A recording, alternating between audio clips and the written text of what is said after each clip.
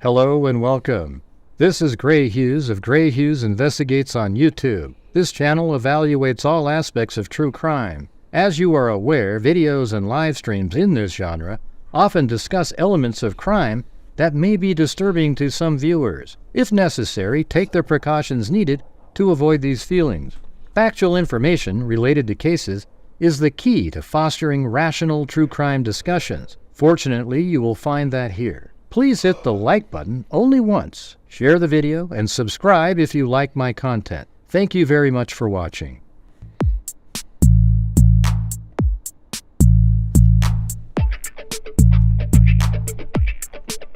Huh? It's a house!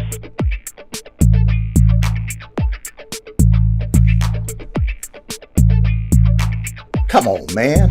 What's wrong with you?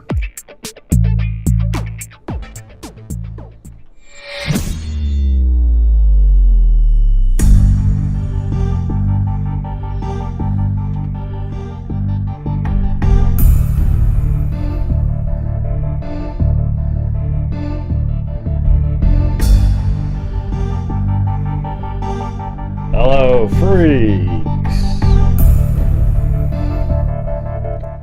Yeah. How's everybody going? Or doing, whatever the hell it is. Yeah, I wasn't able to go fishing today because of my stupid foot, but my kid went and he caught a couple. He said he lost this really big one and it jumped in the air too, like it was really heavy. That's too bad. That would have been cool. But I wasn't able to go. He sent me the pictures of the ones he did catch, but maybe next week. It takes so long for this crap to go away.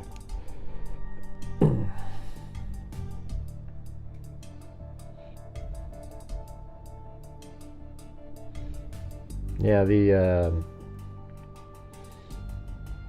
now, Allie Cake wanted me to talk about it, so I mean, you guys might think it's interesting. She sent me something. Remember Ranslin, how she put out that interview with like Banfield or the other guy, you know, was on that network, and she was talking about how like she didn't see any red flags with Koberger or anything like that. But isn't that hard to believe? You know, given all the crap that we have seen recently in these documents. How did she not see anything? I mean, that's how he is, you know? It's pretty bizarre. I mean, it could have been that he treated her differently because, you know, she's not somebody that he thought he could possibly date. Like, she's older and stuff. But it is kind of weird, right? Like, so. And by the way, I changed up. I think the coffee thing works now. If anybody wants to try that out, but we gotta start having shows where we don't stay at zero for so long at the beginning of the show. You know, it used to be you got like 3 or 4 people already going, and then we're moving forward, and now it's like a struggle every show at the beginning. Yep. Is that on right now? Okay. Hello, Paulette Leonard. Allie Cake. Yeah, I mean, maybe she's not a very good observer, but she's good at like interviewing people and like studying them. But she can't see it in somebody else. And then I put out a video today that got very few views, maybe 2,000. You know, people just don't get a notification, don't see it, don't know what the deal is there. Hey, thanks, Carolina.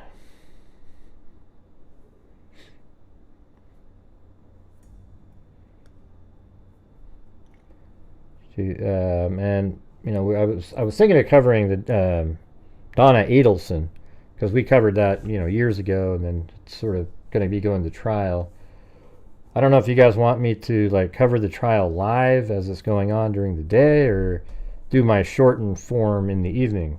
Or maybe I could do it during the day and then you know, do something else at night. I don't know.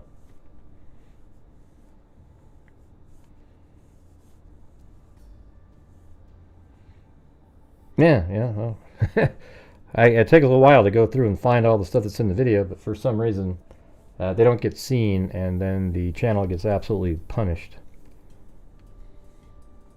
Yeah. It's just crazy. I mean, you spend that much time.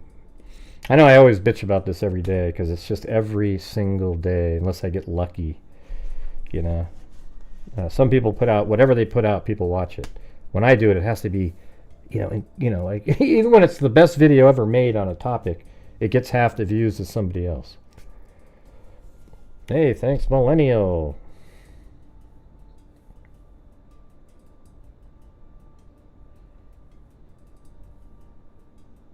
Yeah, who you talking to, Snake? Yeah, we all know that on here. None of us on this channel ever wonder. Let's see. You hit the like button. Thanks. All right. All right. Well, here's we'll just start off with this thing right here. This is the. This was in the documents. This talks about all the things that they collected. Oh, and by the way, Madison Mogan's mom has filed like an emergency order to stop the dissemination of the documents, temporary. And it's like, I don't know, Madison. I mean, see, now she's going too far, okay? Because you didn't want to go to trial, because you didn't want to go have all these years of having to show up and do all these different things. And now you're trying to keep the information that the public and other, people wanted to look at to put the pieces together. And I just think that's weird. I mean, you got what you wanted. You didn't. There's no trial. There's no death penalty. Don't watch the news. Don't watch people's videos, etc. They're blurring out all of the crime scene photos. I think they've done enough to appease that kind of concern.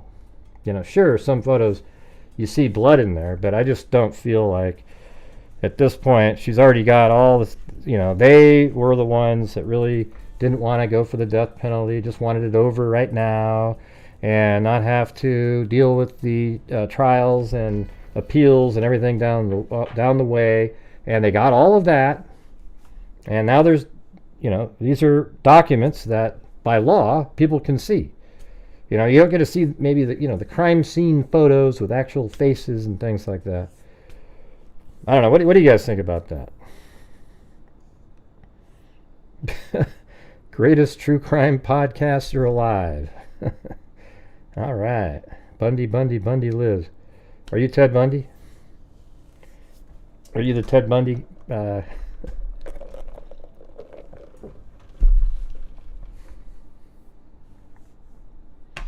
Yeah. What do you guys think about that? I mean, I don't think anything released so far. I mean, sure, you see blood on the left side of the bed and everything, but you can't see them. Who cares if you can see the Doc Martens and the jeans? It doesn't seem like there's a good argument there. I don't know what the judge is going to do, but you've already appeased her specifically, and I don't know. Maybe the rest of the families feel the same way. I don't get it. I don't understand why you would. I mean, There's nothing in there. It's not like in the Travis Alexander case where you see images of his body in the shower that are floating around on the internet and stuff like that. However, those images that we've seen, I guess, are only part of like 90-something images, and they've only released like 12. So maybe those other ones, they're nervous if some specific types of YouTubers get those images, they put them out there in a way where you could see actually what happened. So I guess I could see that angle if some of those other ones are a little more graphic and maybe just slightly blurred out face or something. Hey, thanks, Scott's Garage again. Love the show. All right. Welcome, Ann Bezic.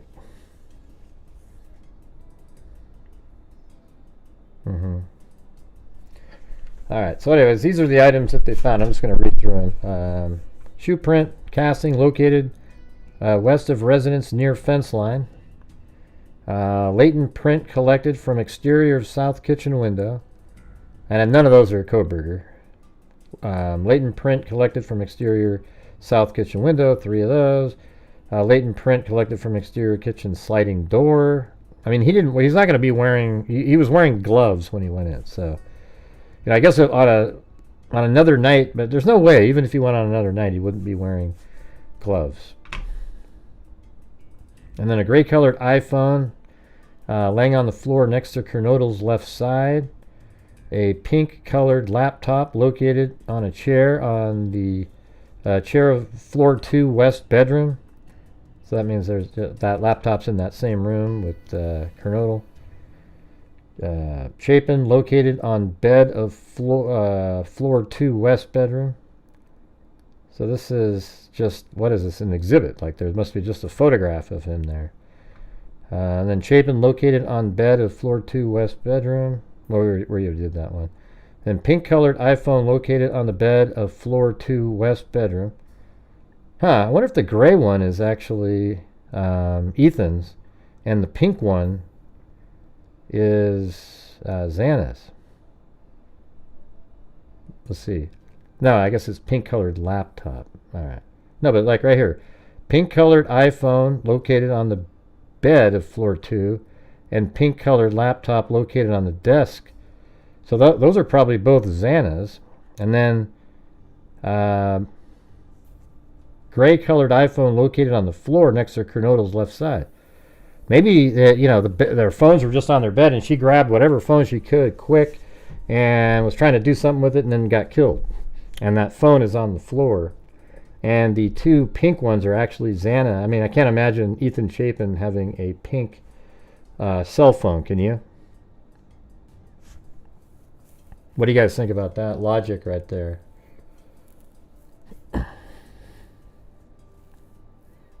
Welcome and Bezic.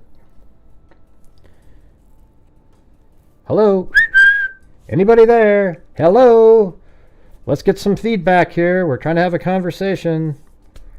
Man, I could never be a teacher. I would absolutely hate it when you're talking on the screen and then you go, so what are you guys thinking? The kids are just sort of staring up in the sky. That's what I feel like in here sometimes. Just sort of blankly, just kind of like, like what I was just saying. What do you think about that? Don't you think Zana has the pink laptop and the pink cell phone and the gray phone is probably Ethan Chapin's, right? Yeah.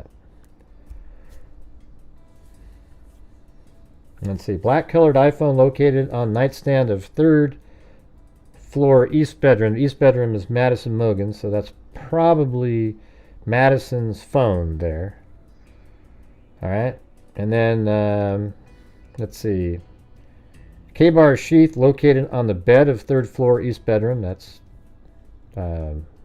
Koberger's. And then Mogan located on the bed of the 3rd floor east bedroom. And then Gonzalez located on the bed of floor 3 east bedroom. And then white colored blanket located on the foot of the bed of floor 3 east bedroom. Yeah, that's what I just said, Mary. Yeah. In this day and age, kids are...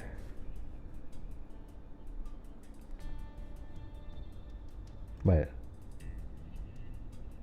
Are you guys related? Anne and Mary? I was just like, I got confused there. Are you guys sisters or what? What is this? Anne, there's no way you're not related. You're not going to have 2 Bezics in a live stream. Okay, you got Ann Bezic and Mary Bezic.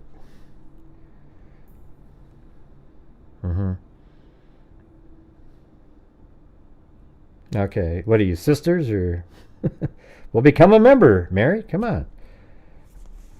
I've always wondered about the phone location. So the thing is the gray one on the ground. I think Zana probably just grabbed the first phone she could find and tried to like dial something, and They were probably likely on the bed. I mean, what's weird is, why is the pink one on the bed?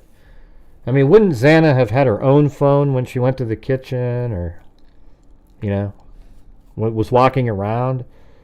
I don't know. That's kind of a weird one there.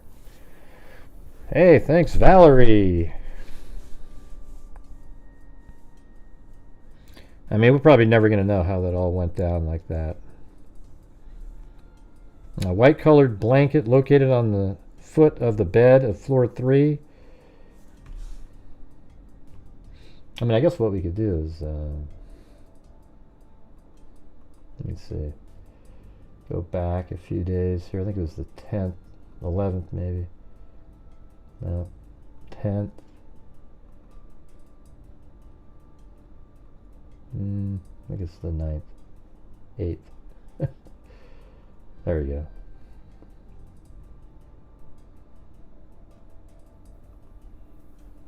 Yeah. So here is the white blanket at the foot of Madison's bed. There's her Doc Martens, her jeans right there. So that was this right here. White colored blanket located on foot of bed of floor 3 east bedroom.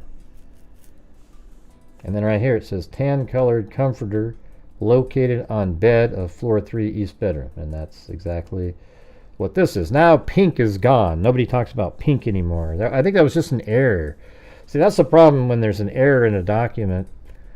A lot of people don't have the ability to kind of think, well, maybe it wasn't really pink, or, you know, it's like, and everybody kept telling me that Zana Kernodle's bedroom was actually Madison Mogen's room, because there was one of the documents said that there was a pink blanket in Madison Mogen's room.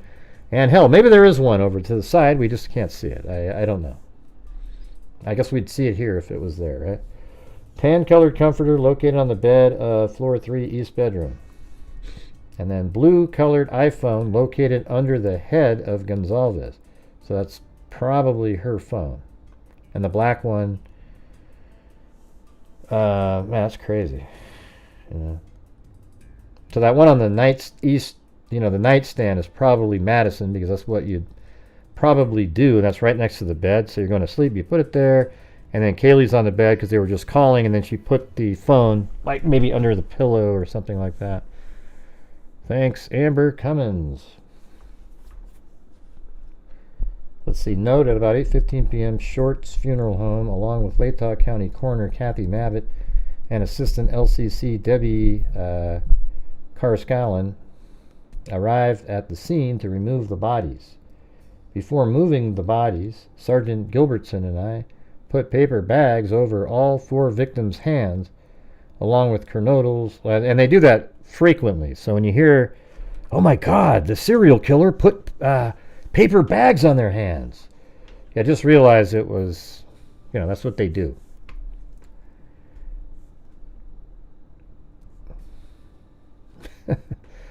Okay, well, Scott's garage has to be Ted Bundy. Okay, yeah. And thanks up there to Amber Cummins and Ted Bundy, a.k.a. Scott's Garage. All right, blue-colored iPhone located underneath the head of Gonzalez. A Juul vape pen located under Gonzalez on the bed. I wonder if she just had that in her hand, or what was she doing with that? Seems like you'd be going to bed, not carrying a vape pen around. Latent print collected from doorknob of floor 2 west bedroom. So that would be Zana Kernodle's room, and the latent print on there. And then there's a steak knife located on folding table in living room. So that is a you know, that's the steak knife that Hunter Johnson was holding, and that's on the beer pong table. And as a matter of fact, you can see it in the image right here. Watch.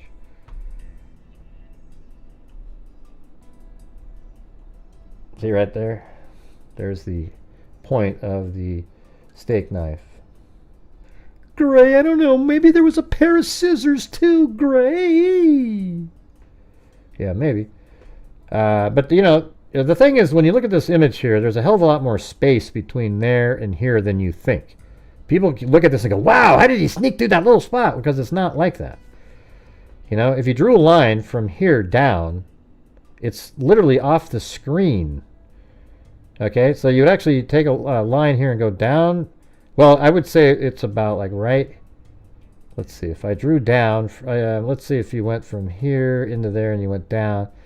It'd be kind of like the edges, it's probably 2 or 2.5 feet from there to here. It isn't like this little thing you have to sneak by. You know, of course, I mean, it's a little bit, you know, closer than anybody would have imagined, for sure. Now, what about her, Anonymous? Heard what today? Why do we need to say where you heard something? It's just weird, you know. Anyways, it's weird. Crazy. Let's see. Was the site clean prior to officers getting there? No. It wasn't. There were lights illuminating and providing light. I think there was, like these lights right here, I guarantee you were on. This light was on, the good vibe light. I think there was way more light in there than we would picture. You know, like I would think it would look kind of like this, you know, like dark in the house, people are going to sleep, you know, and almost like this could almost be too light. But obviously the good vibe sign is on this wall right over here. Not there. Let's see if I go back. Yeah, good vibes is right here. And let's see, what was that picture again? Yeah, good vibes there, and then paintings on the wall to the right, and then a little stand right here. See that?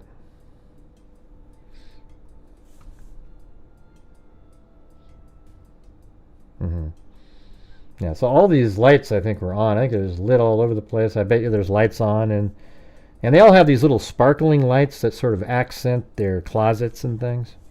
And I bet those just stayed on all the time. Almost like white Christmas lights going up and around.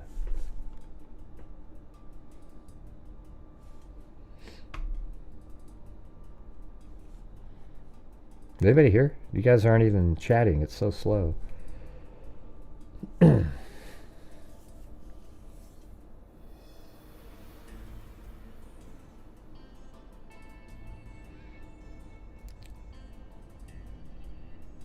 But Gray, eat it, trolls.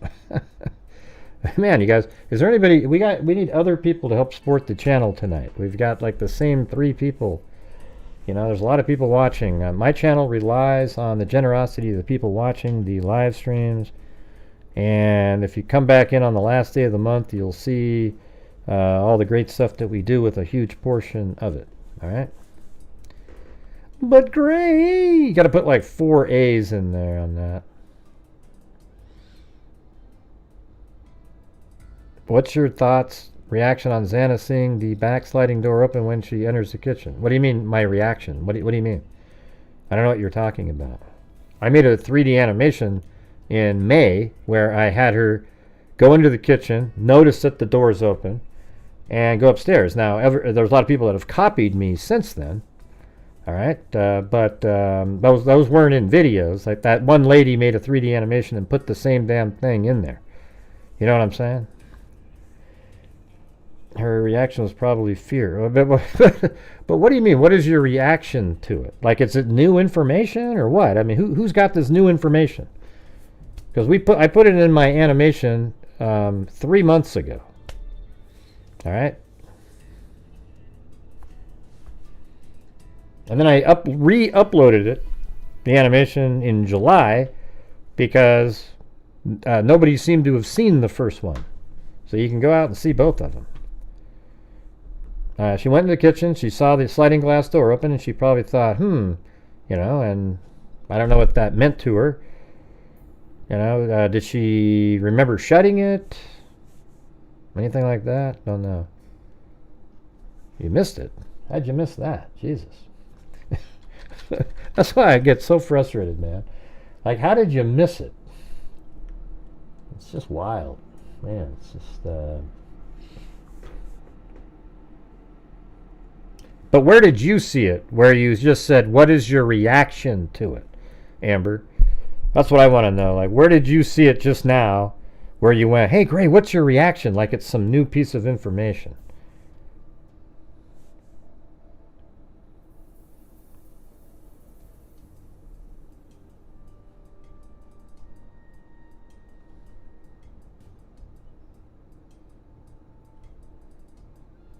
Mm-hmm.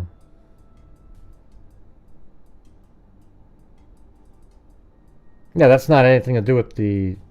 That's not from the police reports. Ted Harmless Coffee. Anybody want to get a coffee with a Ted Harmless Coffee? Okay, you said, what is your reaction to her? Like, you know what I mean? Like there's this new video that's out with, and you want my reaction to it. I guess that's what I was confused about, your wording.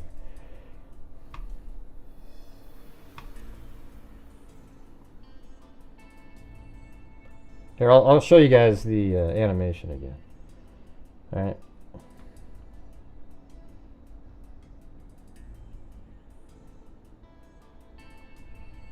Yeah, here we go. It's in here somewhere. I got to go to the end, I think. There's a cross near Blaine at 4:32. And downstairs, Dylan Mortensen wakes up. Zana kicks him a little. It's better than any other video out there on it. Of course, nobody sees it.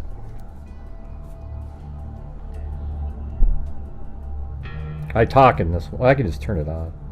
Well, I want to hear the music.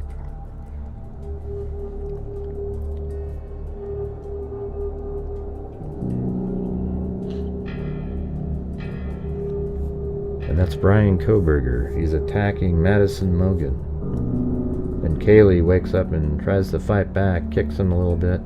And downstairs, Dylan Mortensen wakes up. Zana is heading to the kitchen to put her DoorDash bag. And when she goes into the kitchen, she notices that the sliding glass door was open. See that right there?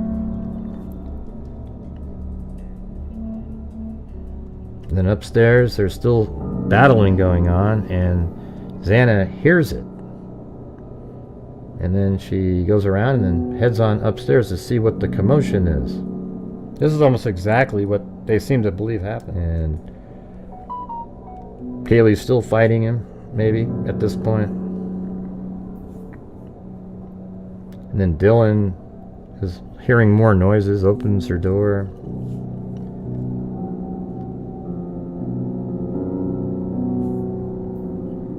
And then Zana just carefully, he's already killed them, around, looks in there. Hey, there's somebody here. That's when Koberger sees her and then chases her.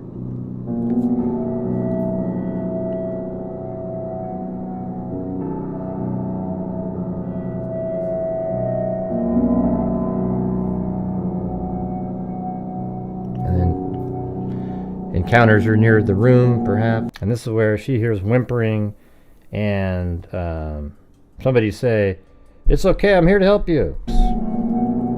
There are some rumors out there that some of Xana's blood was on the wall, you know, up on the 3rd floor somewhere, or on the stairs. Yeah, that we did find out that there was blood on there in some of these more recent documents.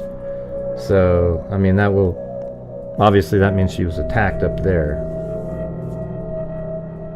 And right there he killed Ethan on the bed, and now he's carving his legs. We don't know what that means, what the carving meant. This is before, see, this is way before we, you know, it's not really that he was carving something, he just cut his leg.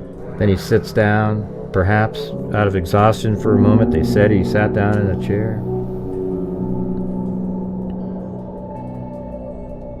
And then my theory is, I mean, he could have said, "It's okay, I'm here to help." Yeah, the whole bathroom thing is just something I threw in there. Many different times. Like, I don't know where he said that. Oh, at you're not the different Ted times Bundy's is what guy? I mean. Okay. But I have it where you'd only say that to somebody that's already observed something bad or been attacked themselves. So I wonder if Zana actually started getting up after that because she wasn't actually dead. What was debunked, Renu? What was debunked? Go ahead. Tell us what was debunked, Renu. And then he notices her, and then he goes, "Hey, it's okay, I'm here to help." And then he actually kills her, and then that's the thud sound. And then this is when he leaves. So he probably leaves the house right around like 4:18:30 or something. And see, that's when Dylan saw him and the bushy eyebrows. See, right there, boom. And then Koberger leaves the residence. Yeah, there you go. Yeah, the sitting in the chair. Yeah, right. It's in the animation from 3 months ago, though. Yeah, we all know that right now. Yeah, everybody in the world knows that already. I just put it in there because it was in the Dateline special, and I didn't take it out. Yeah, they had stuff wrong in there, but the rest of it, a lot of it's stuff that I thought of, and then some of it's from Dateline. You know, but they had the order, like, kind of a lot of it correct, but they had stuff wrong in there. Right? Yeah, we all know that. I mean, if you paid attention, Renuberg, a minute ago I said this is from 3 months ago. So that was before the, any of the new documents came out or anything like that. Yeah, we all know that. Hey, thanks Scott's Garage again. Anyways, for those of you who didn't see it, then thank you for watching it. And that was really mainly up there for, I can't remember her name now, but hopefully you saw this just now. No, I didn't say he relieved himself when he sat in the chair. I never said that. Put a 1 if I said that, you guys. Did I ever say he relieved himself when he sat in the chair? No, I just said he sat in the chair for a moment, and then he stood up. And who cares? The chair thing is irrelevant, really. It's just time. See, these are people who are trolls that come in here. They're probably people that watch The Clown or the UK guy or some other dipshit who told them I said something and then they believed it, and so they come over here and ask questions. No, I've never said that, Kimberly. Never said that. Maybe in the Delphi case, I was wondering if, Okay, well, you sound like one. Hey, thanks, Scott's Garage again. I'm kidding. I am Ted Bundy, but I'm going to the bar. I'm drunk. Hey, well, get more drunk, Keep sending in the... I'm just kidding. I mean, you're about the only one supporting the channel tonight. There's a couple others, but it's been wild. Another one of those crazy nights. Let's see. So, blood swab collected from the north wall on floor 1 to 2 staircase. So these are probably some of those other unknown ones here. And then blood swab. I mean, I don't know if there's like literally blood and then they're swabbing the blood, or they're swabbing for blood in case there is some. I don't know. It seems like you would observe something and then swab it. So it's in blood swab collected from the north wall of hallway near west bedroom entrance. Right, we went over that the other day. Blood swab collected from floor 2, west bedroom, light switch. Blood swab collected from south wall above bed of floor 2, west bedroom. Blood swab collected from west wall between bed and nightstand of floor 2, west bedroom. Blood swab collected from nightstand near west wall. I mean, they're just, they're testing the blood underneath kernodle.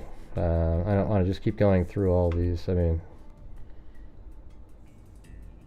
I guess what I could do is do like, at some point take a model, my 3D model, and then just put like a little, like a marker where all these things were. Then it'd be kind of interesting to see how many different places. But hey, guys, if you're watching the channel and you can help support the channel, we only have 1 new membership, and it wasn't gifted. We have 0 gifted memberships tonight. You almost never see that. So if you guys could gift some memberships, we have a ton of people in here that are not members, and maybe this would be a good night to gift some memberships to people who, don't want. I don't know if they don't want to be a member or they haven't wanted to be one, etc.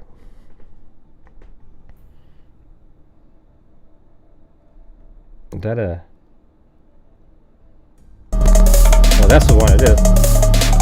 Who wanna write about me and who about some way there? Those things to do. You might not have heard of. Maybe you'll have a person and all that. Well, it's like used to get angry and all that. But you can say what I want to spell my name right. It's not the cat eye. It's that's the. I need to change it to $49.99. We haven't had just an actual cat eye for a while. Thanks, Elizabeth Brown. I want to hear some whining. But great! I'm never watching again. Hey, Walker gifted one to Kim. Thanks, Scott's Garage. Yeah, it's $49.99 to like $35 is the that wrap right there. With it, I don't know why. Sometimes it removes a penny. You select 50 and it takes a penny off. Yeah, she said they're all in their sleep. Right. She was just saying what she observed right away. She saw Zana on the floor, so she thought, okay, maybe she was stabbed in her sleep and just sort of got up really quick and fell. Because she didn't have the information. She was right on 3 of them, right? Madison, Kaylee, and Ethan were all in the bed when they were attacked. Xana's the only one that was up, but she was found in a place that you could assume that she was attacked in bed and then maybe hopped up and then fell on the ground.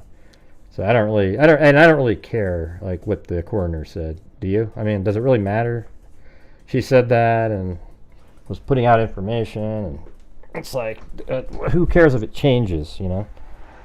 Like people think it's just like the Elantra 2011 to 2013, and everybody got bent out of shape when they later said, well, it could also be 2011 to 2016.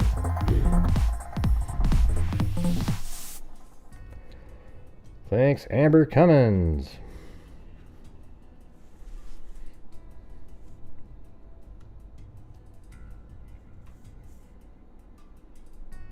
Where was that one? I don't know. Is it in this one that said the... all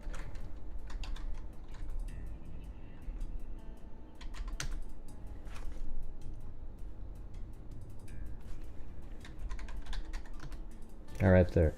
Blue-colored latex gloves located in trash can of floor 2. Now, some people said, well, maybe that was somebody that was doing their hair. Maybe it was somebody who was... see, I think you would wear surgical gloves because that has a guard on the K-bar where your hands wouldn't slide off. So I don't even know if these stories where he had a cut hand. I mean, it sounds plausible. Don't know. Do not know. But somebody also came up with a good point where they said maybe that's why he didn't attack Dylan. I mean, that was that one was cool because that one makes it seem like, oh wow. So he takes the outer gloves off to now he has clean surgical gloves because he's leaving. So now he can't attack Dylan because blood would get over the pristine inner gloves that he needed to get back to the car. So I think that was a cool thought that somebody had in there. So thank you for whoever made that thought. But you would think though, if there was blood on, this is something I was thinking about. When I was actually talking about it. I mean, if it had blood on it or something, they probably would have said something like that, like blue-colored latex gloves located in trash can, covered in blood or something. Maybe they would have said something like that. And then you would think something like that may have been leaked or put out there as evidence at some point. Although, I don't know if that would be, because that's not really, something about how he did it. It's blood from the victims on it. So there's a lot of stuff like that we didn't know about, right? We didn't know about where all these different blood items were. So maybe there is a pair of gloves in there that was covered with blood, and we just haven't heard about it yet. Although, didn't they say in one of them that there was nothing of note in the bathroom or something like that? So I guess, we look at it like that, but it was something that I thought was sort of interesting, Thanks, Mary Bezick. Hey, look at that, the first super chat on the live stream. We need to see if we can get some more channel membership gifting, though.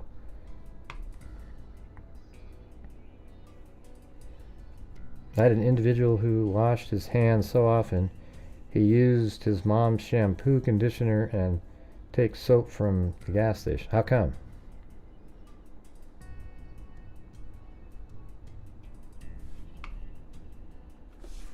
Ah, Jesus.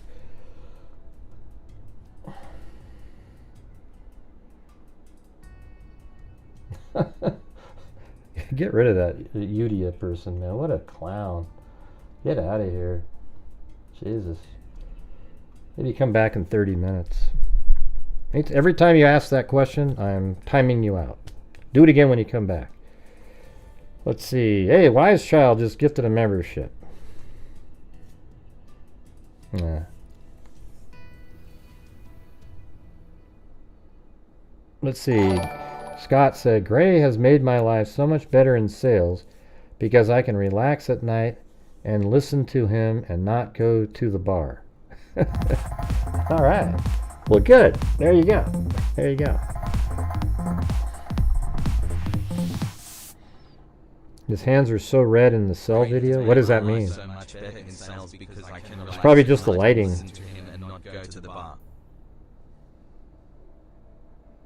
You don't need to know what the question was, Joan.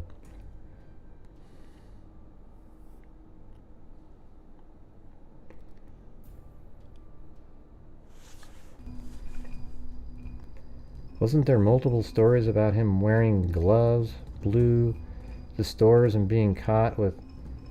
Yeah. Well, he wore gloves. I'd like to know what color the ones were when he was at home, like in his... Maybe we could do a search on that later. The ones he had on in his kitchen. Yeah, these are the new ones in the documents that came out on the 15th. There's 500 something pages. So they're new for me. I mean, like, there's so many pages that, it's like reading the dictionary with so many different documents out there.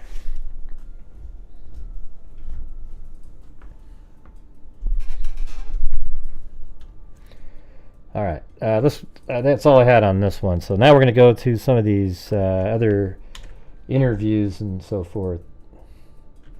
I think they're so interesting, you guys. Like the two that I had in that video today, there's two people that he worked with that he spent a lot of time trying to talk to, and one of them was a I guess gay or lesbian, whatever you want to call however you want to refer to it. Gay is just sort of general. And she's dating a woman, and he still wanted to go out on dates with. And then there's another one, and then later on,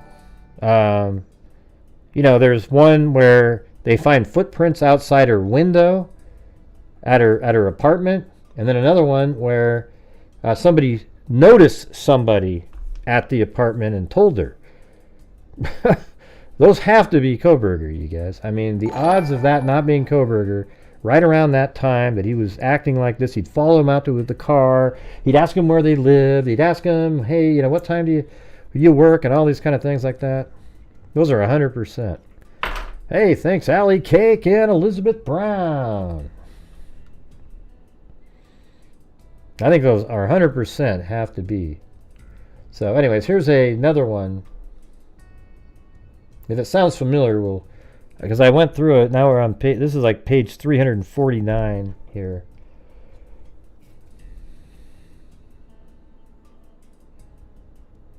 Okay, this one says, she told us she first met Brian Kohberger a week before the start of the semester during her department's orientation. Her first impression of Kohberger was he spoke in a weird cadence with a robotic tone. She She stated her first actual conversation with Kohberger was at a, probably department barbecue held at so-and-so's house in Pullman, Washington on August 28, 2022. She said all the faculty, staff, and grad students were invited, no undergrads. She explained Kohberger introduced himself as Brian and asked what she was researching. She said Kohberger was instantly off-putting as he attempted to explain the subject of her research to her. Is this this isn't the one in the video, is it? I don't think it is.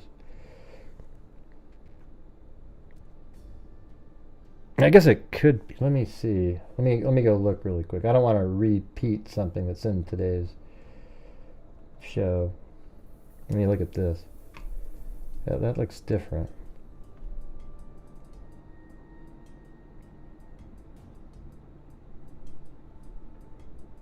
Yeah, it's a different one there. So I don't think I did this one. I don't remember that first part anyways. It's weird how similar they all are though.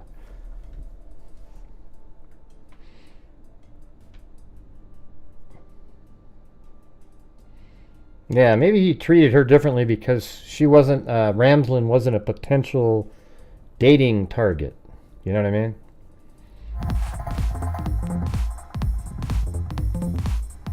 And I loved every second of it. Ted. All right, cool. Ted?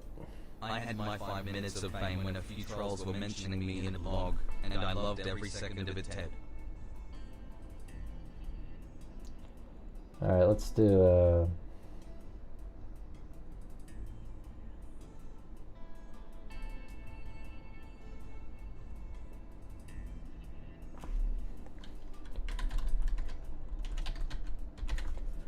all right, there we go. Try that one. Can't wait to find out if he acted this nutty in Pennsylvania. Well, he did.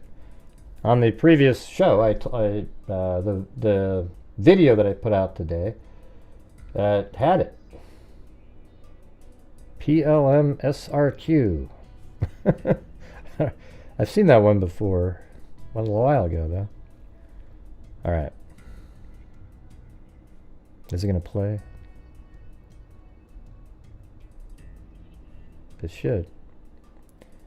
Scott's Garage. And then PLMRSRQ. Thank you.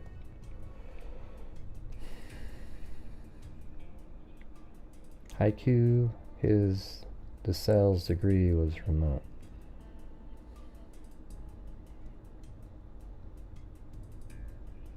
I don't know. It's not gonna scare me because it's $49.99.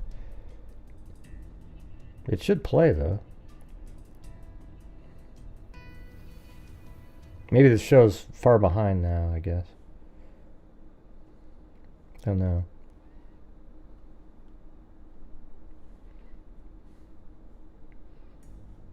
Yeah, it is probably trying to scare me, so I'm going to start reading again. Let's see. Her first impression of Kohberger was he spoke in a weird cadence like a robot. She explained she did not have regular contact or conversations with Kohberger and would only occasionally exchange pleasantries with him in the hallway since their offices were close to each other. She explained a lot of things she knew about Kohberger was second and third hand, as she was kind of the mom of the group and people would come to her with problems. She said she could tell by her interaction with Kohberger at the barbecue she was not going to attempt to take him under her wing. Like she was like, man, there's no way I'm taking this guy under my wing. I'm not sure why I didn't play your audio up there. Sorry about that. It would have went something like that. Welcome, Renu Berg. See, you got skipped that for some reason.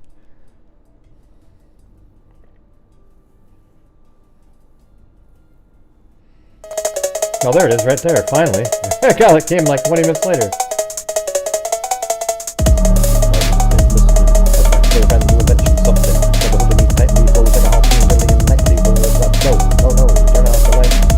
one doesn't really work for me. Perfect is the other one. Would want to write about me and a fool about something you didn't supposed to do. You might not hear, well, maybe you have one out there, story like this, like that. You should get angry at all left back. You can say what you want and spell my name right. Yeah. He's a demon. Hey, thanks, CR. Or maybe that was CR's, because that's right in that. So that's what yours would have sounded like, PLM. All right.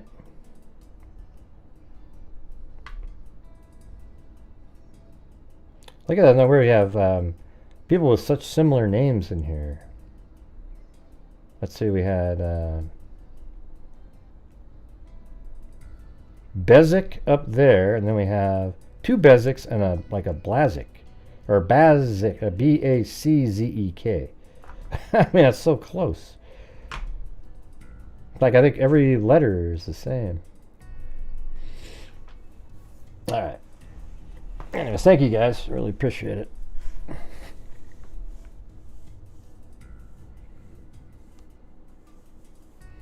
She stated she was not a something cohort. I don't know what that means. Not a for any of Koberger's classes. Why do they block words like that?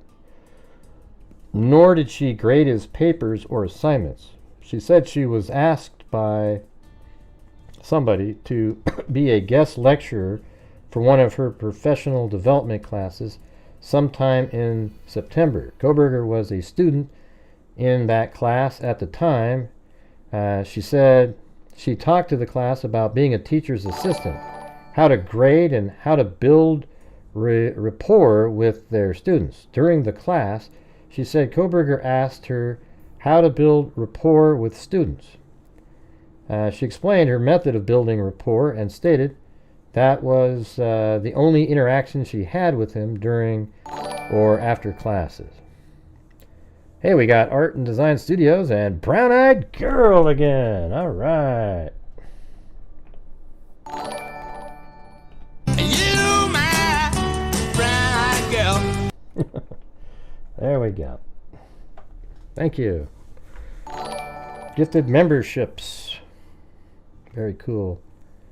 Yeah, that's right. That's next. When asked to describe her professional relationship with Koberger, she said that they did not have one, nor did she want one, based on her initial interaction with him and the rumors she heard. She said pretty early on, you know what's weird though?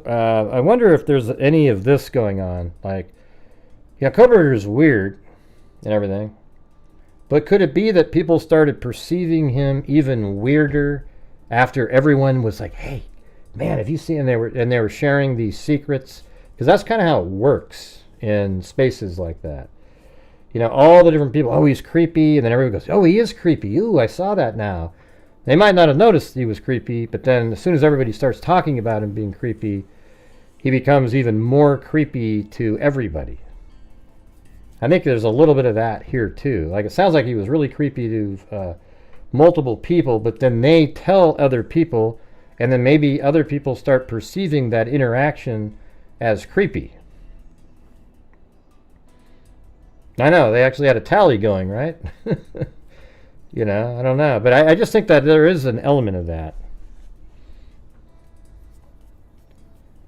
You're never watching again, Scott Scarage said, or Ted Bundy as we call him. Or I think it might be a her. We don't know. All right. I was wondering why it looks like that. Yeah, there was like 13 or so. But I mean, how many of those complaints may have been because somebody else then started? Okay, so here's what it would be like at an office. I saw this happening before. So when you're at work, let's say, and somebody's attracted to you and you talk to them, then it's okay to talk to them, right? But then you see like this dork go over and talk to the same girl, and she's like, "Oh God, oh jeez, oh man," and then she might even go up to HR and say, "Hey, this guy's bothering me," but he acted the same as the other guy, right? And then all of a sudden it becomes this thing, and people are like, "Oh, hey, that guy, he's kind of creepy. He walks around." So I think there's some of that, and he's with creepy. ideas. You know, I think it just magnified his creepiness by 1,000 because everybody was talking about it, whispering, having tallies on a board, etc., etc., etc. All right, I think that's a reasonable because it almost seems at this point, you know, we're I read these things and go, why in the hell was he still there a month into this? This guy was a nutcase. How come you guys didn't call the cops, for God's sakes? You know, because every single person in here is talking like it's...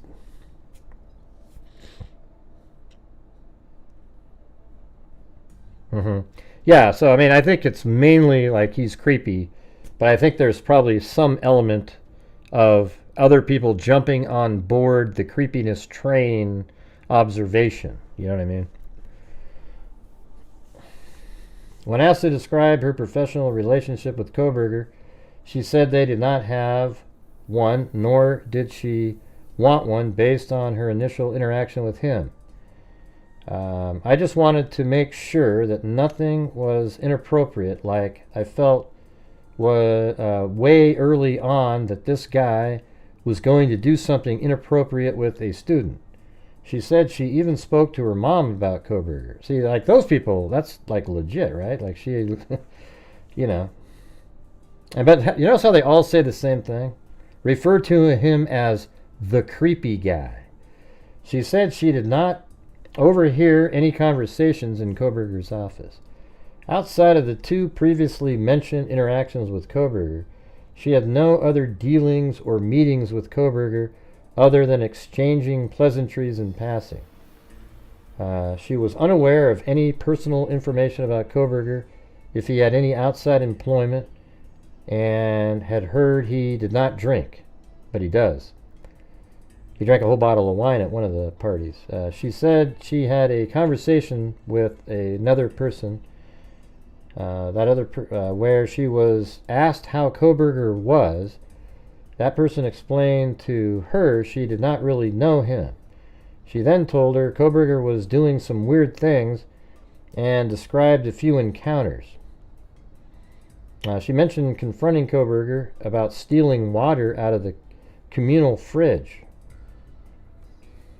Yeah, let's see. She mentioned Kohberger had an inappropriate encounter, like asking her out on a date with a work-study student that worked in the office next to... Okay, let's see. She mentioned Kohberger had an inappropriate encounter, like asking her out on a date. So why is that inappropriate? With a work-study student that worked in the... I guess if it's a student below him, then that's probably not very... Worked in the office... No, but worked in the office next to him, so that's actually somebody equivalent to him. So I don't... is that really inappropriate? Like, let me just... I'll tell you this. If Kohberger looked like Brad Pitt and probably said the exact same things that Kohberger did, that girl would have went out on a date with him. Okay? But he doesn't look like Brad Pitt, and he acts like a weirdo. So now it's like... See, that's like... that's strange here to say that it's... inappropriate encounter, like asking her out on a date. They're at the same level. Like, she's a student that worked in the office next to him. I don't know. Do you guys think that's inappropriate, or... I mean, you can't really date anybody these days. Okay, not Brad Pitt. I don't know. He's like the classic person that you say. Yeah, it's not... Nowadays, you can't date people you work with. Yeah, they could have had a policy or something. Yeah.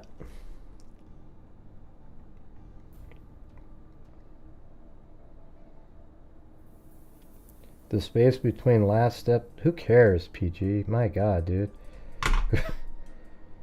Who gives a crap? Hey everybody, the space between the steps to the threshold stripe is 45 inches. Kitchen doorway of typical is 36 inches. Add a few more inches to the... I don't need your help, man. I've already got it all figured out. I made a whole 3D model on it. Let's see. I don't care what he looks like. If he's creepy, I'm out. Yeah, well, he is creepy. But here's the thing is, like, you know when you're at your office space and there's a guy that you might be attracted to and he comes up and talks to you, you would be okay with him talking to you. And he could stand there for a long time because you'd be kind of interested in talking to him. But if you have somebody that doesn't have the social cues, I guess, and he goes up and he's trying to talk to you, you know, you're just not interested in him, so now he becomes kind of a creepy guy. The dork, or whatever you want to call him. I'm never giving a crap again. Boo! My God, you show up and tell us about the size of the landing on a stairs? Who cares, man? Right, he doesn't know social cues. That's the thing. I think he literally lacks knowing that. Yeah, he's no me. I've only said your eyes look like a lizard. Okay, and that's the extent of it. All right. All right, we only got 12 gifted channel memberships, you guys. See if we can get some more of those. We need another like 18 of those, and then I'll donate the 5 memberships. All right. He's like Crazy Joe Davula. All right, down here it says, she mentioned in incidences of Koberger hanging out, doing nothing while the work student was working. Right, see, that's where it's kind of weird, right? Where is my coworker at? Where is my coworker at? She said there was another time, approximately September-October time frame, where she came to her office and asked, let's see, time where some other student came to her office and asked her to monitor Koberger's behavior because they wanted to track it. Right. See, she was instructed to write down anything she saw and to notify her. She explained to her all the rumors she had heard about Koberger. See what I'm saying? That's what I'm talking about. There's all these rumors going around, and maybe they're true, but then it spread like wildfire, so every single person working there was looking out for any kind of thing. If I could ask him one question, God, that is a good question. Let's see. Well, I mean, if he would answer truthfully, my own personal one was, did you leave the sheath intentionally? Okay, that's what I want to know. But if I wanted to do one that actually would have an impact, it would be, where did you put the K-bar knife? That's what I would ask. I mean, that would be the main question. The rest of them, you know, yeah, those are the only 2 things that I'd want to know. They'd be the first 2. You know, where did you put the K-bar knife? The second one is the knife sheath. Did you leave it there intentionally? Other than that, I think all the other stuff is known. Why what? Do you know a creep when you meet a creep? Doesn't matter what they look like. I don't know, man. Yeah, here's what I think. See, like right now, I have a whole troll community that attacks me on a daily basis. All right, those people try to and they have been successful in convincing a group of people that I'm a certain way. So now when those same people watch my show and I see anything that those guys mention, they go, see, yeah, look, he does do that. And so that's what I'm talking to you about. I know how this shit works, you know? Yeah, and these people are nuts. Hey, thanks, CR, the membership gifting queen. Right, so I got a whole troll community. They paint a narrative that they want people to believe. And, you know, like on my show, I say, hey, you guys, if you could help support the channel, that'd be great. And then I get frustrated some nights when it's just slow as hell. And, you know, I'm doing the same work, and there's just nobody here supporting the channel. They make a big deal about that. And then they tell people, oh, look at that. He he's just there. He's trying to get the money. He's doing this and that. And then somebody shows up and they hear me say, hey, if you guys help support the channel. Oh, that's right. You see that? There's that gray guy doing exactly what they said. And that's what I'm telling you. That's the crazy part about it. Oh, yeah. Yeah, there's no doubt about it. Even the regular media Rogue Planet 13.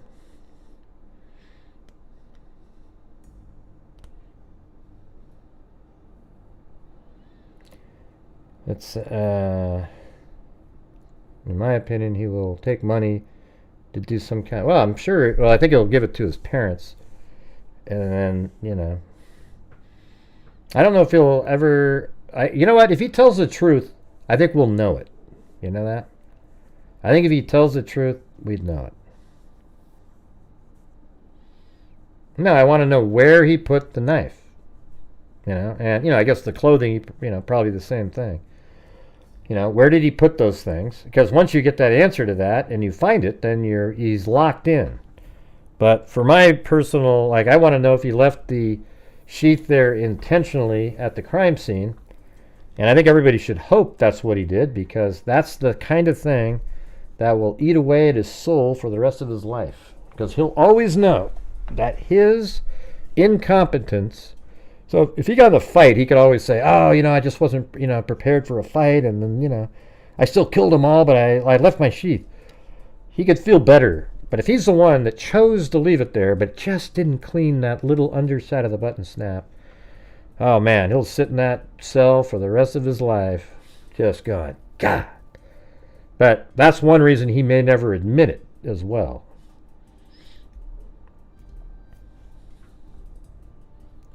You know what I'm saying?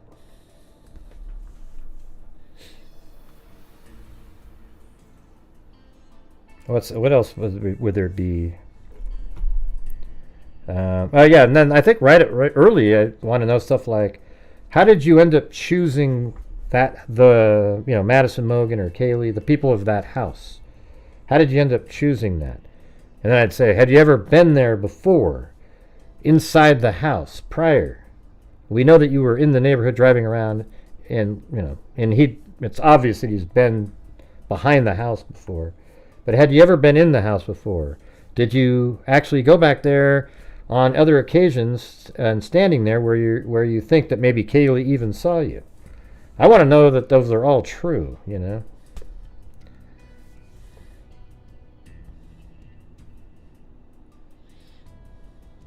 Yeah, I know what everybody thinks, Renuberg. We all heard it 100,000 times. I don't care, okay? You guys everybody says the same thing. I think Zana distracted him and then he left the K-bar knife sheath there. Yeah, we all have said that. I think it's very possible that he left the sheath there in a, just accidentally in a fight. Okay? But I think it's also incredibly likely, too, that he left it there intentionally. Because Kohberger studied serial killers. He wanted to be the perfect serial killer and do all the things that they did. Like leaving a calling card. He wanted to taunt the police and do all these little things. And I think that's what he was doing. All right? So it's not definitely anything, Menifer. Yeah.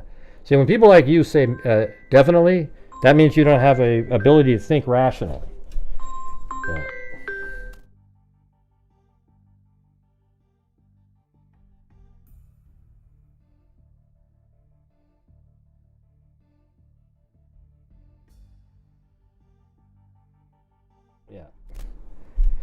Yeah, you always get the people who say, hey, I think he left it there. It's no doubt in my mind at all that he left it there accidentally. That's because you can't think. That means you don't have the ability to think rationally about the possibilities that are right there in front of you. Okay? I've already explained it 100 times, Renuberg. This is going to turn into one of those shitty nights again. That means you're somebody that never watches my show and you showed up tonight. I was just saying that. I think it's not irrational. Right. But you're saying you think definitely. Well, that's not. Definitely means you're like it's 100%. That's what that means. The word definitely. And that's not true. Right, Renuberg. Right. I've only explained it 17,000 times on this show. The knife sheath might have had some blood from Madison and Kaylee on it, but other than that, it was completely devoid, clean of any single source DNA of any kind, except on the underside of the button snap. A place that somebody cleaning the knife from the outside, wiping it down, making sure it was clean, would have missed. And so other than that, it was completely clean. I think he cleaned it to leave it there, and he missed a spot cleaning on the underside of the button snap. It's a spot that people forget. That's why law enforcement swabs those areas. Plus, you're pressing hard when you're closing it sometimes. Anyways, I think it could be either one. I think it's like 50-50. I think it's 55-45 that he left it intentionally, though. Yeah. Well, I just think it's weird when you got like... I've been doing this channel for 8 years live streaming. I've been covering the Idaho 4 case for the entire time. And then you have people showing up here just sort of randomly. I mean, where were you all these years? We've been going over this stuff. Right, but you said he definitely... maybe I misread what you said. I don't know, man.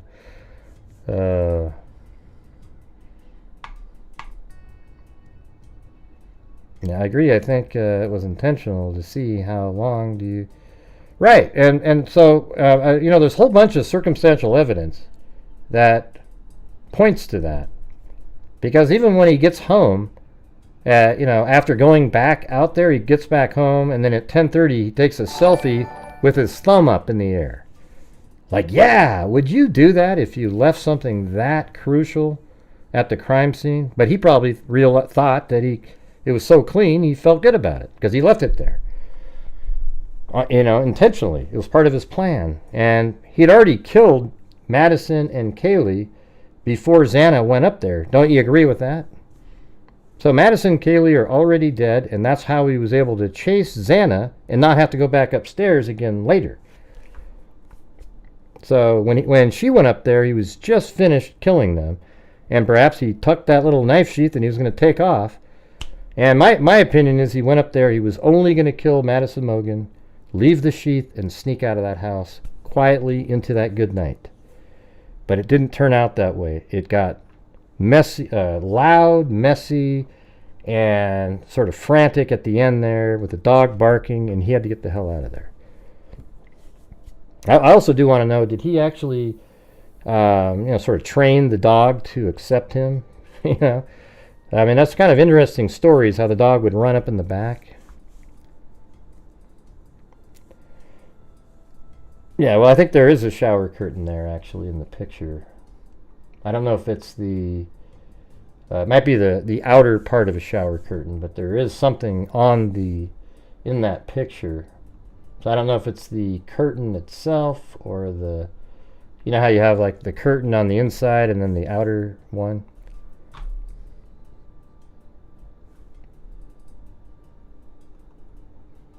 Let me see if I can find that picture again. No, I mean, you know, my thing is I'm glad there's new people watching. It's just sort of frustrating because you guys would be in a whole different place of knowledge if you'd been here the whole time. Elizabeth Brown, Gray, what are your thoughts on his parents, especially his mom? I don't know. I think his mom is, you know, I think they knew what kind of a kid they had, and they knew how he is. And I think when that why the launcher was mentioned, they were already suspicious. And I think that's probably why his dad even went there to drive back with him. That's what I think. And they'll probably never tell you the truth about that. But anyways, look at this right here. See how this is right? This part right here. See how that's not straight? That should be straight as an arrow if that's part of the house.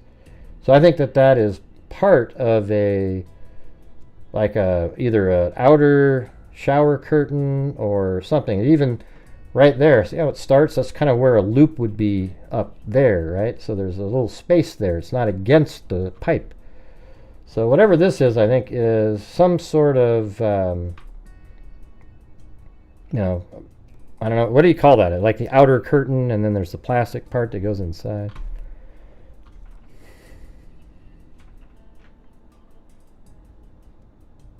Yeah, like the liner.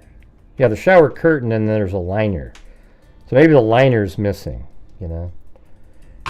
Because the liner would be the plastic part, right? So that would be the one that he might have used to put in his vehicle or something.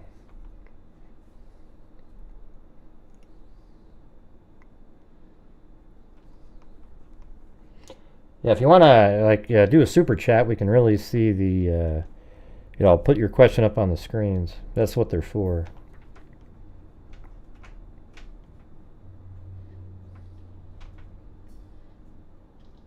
Yeah, I don't know why his dad wasn't there. I don't know what the deal was with that.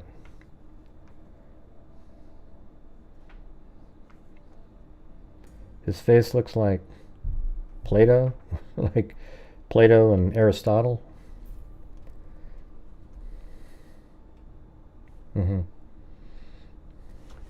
Anyways, let me get back to this. All right, so we need 5 more channel memberships, and then I'll donate 5 myself. All right. See what you guys can do out there. And if you're new to this channel, I try to raise super chats and everything because I have, you know, part of it goes to helping my channel survive. I have lots of things that I have to pay for: flight radar, the my 3D Studio Max, which is $1,800 a year, all kinds of different things. But then at the end of the month, I take all the ad revenue and the super chats and everything, and I try to donate thousands of dollars to various true crime related charities. So every bit helps out there. We've given $255,500 since January of 2020, which is $255,500 more than the UK guy has given, for example, or the clown with the spiders on his ears, or spiders on his eyes. Jesus. Hey, thanks, Justin Motocross.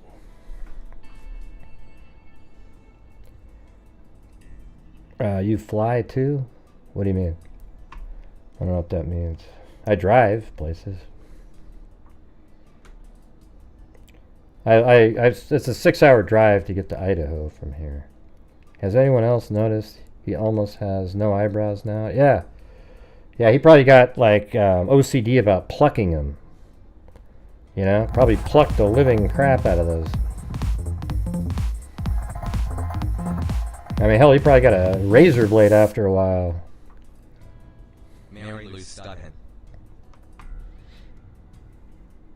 Hey, thank you.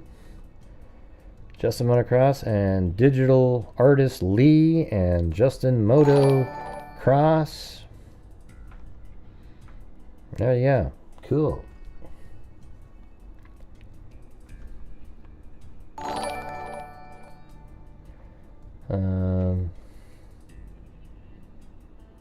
Let me read this one. She told us about an incident involving a person, unknown spelling, who teaches multicultural, said outside the Wilson Short building at the bottom of the steps, there was a confrontation between Koberger and this other person that made her uncomfortable and had trouble walking away from him as he wouldn't let her disengage. She stated it was to the point another student named so-and-so had to intervene.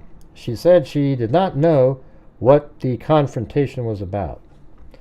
She told us about another incident with another student, I guess, where these are all rumors. She told her about a student who was presenting in her class and the presentation was going long. She told her, told her she interrupted and stopped the student's presentation because they needed to move on. After class, the student who was interrupted confronted a student or somebody else about being stopped and how that was not right and they should have been able to finish their presentation. You know, she said that person never told her it was Koberger. So these are Koberger. These are supposed to be Koberger right here, or something. Never told her it was Koberger, but that she could connect the dots because it was only one person causing problems in all these classes. That was kind of a confusing one because it sounded like they were talking about Koberger, and then they sort of say that they were talking about Koberger. Hey, look at that. It's Kim, not your cup of tea, gifting 5 memberships. Thank you. Thanks, everybody. Wow, you guys are kicking ass tonight in here. Very cool. Thank you, guys. That's good, though, because today's video just bombed right out of the gate. I can always tell, too. You know, if you don't get more than like 200, like 400 people watching the live when it's a premiere, then it just goes. I've had a few that took off after, just luckily, but it's not common at all. Okay, another person stated it was circulating. She stated it was circulating through the multicultural class that Koberger was a traditional person who believes in traditional marriage. She told us there was quite a diverse group of students who are not traditional students. She told us about a student, somebody's name, unknown spelling, who was pacing around her office and near Koberger's office.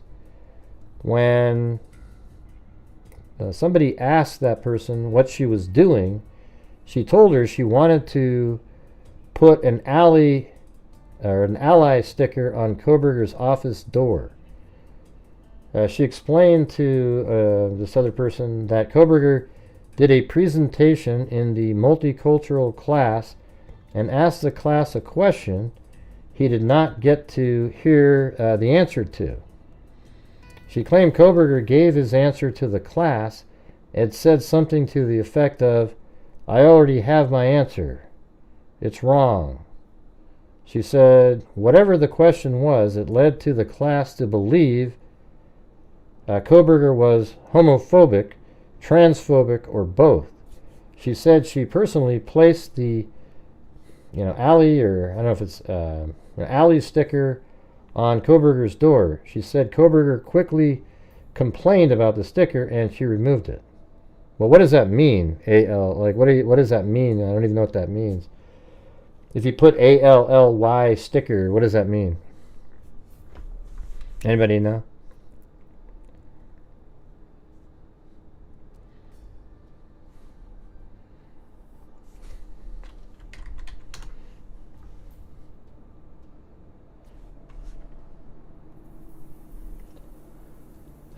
Yeah, it's somebody that's on somebody's side, like a more experienced, You have someone who is on your side, yeah. That's what I thought. So why would you put ally on his door? I don't really get it. Hey, Haiku, I don't care what you believe. You're incorrect. You're wrong. I'm sorry. And I don't want to hear another word from you, or we're blocking you for the rest of the night, okay? Thank you very much. We're not talking about Richard Allen. You're just wrong. He is the killer. You'll have to get over it. Move on with your life. He did it. Wow. She described Koberger as very flat affect, seemed to stare into nothing, talk through you, not with you, always geared up for a debate, and never relaxed in the limited times she had seen him. She said she had never heard Koberger laugh. Yeah, he did just one time in that little... yeah, yikes indeed, Haiku. You're an embarrassment. Get the hell out of here. In the few times, and debate, and never relaxed in the limited time she had seen him. She said she had never heard Koberger laugh. In the few times she and Koberger were both in their offices at the same time, she had only seen approximately 2 female students, Koberger's office, and all appeared to be appropriate behavior. Liner? What does that mean? What does liner mean? Hey, the docket. What does that mean? The liner. Let's see. Yeah, I'm doing great. Why do we have these weird people showing up like that, though? Oh, he's on rewind. Oh, I see. Yeah, it's. I think it's the liner is the part that would be missing, right? Because that would be the plastic part.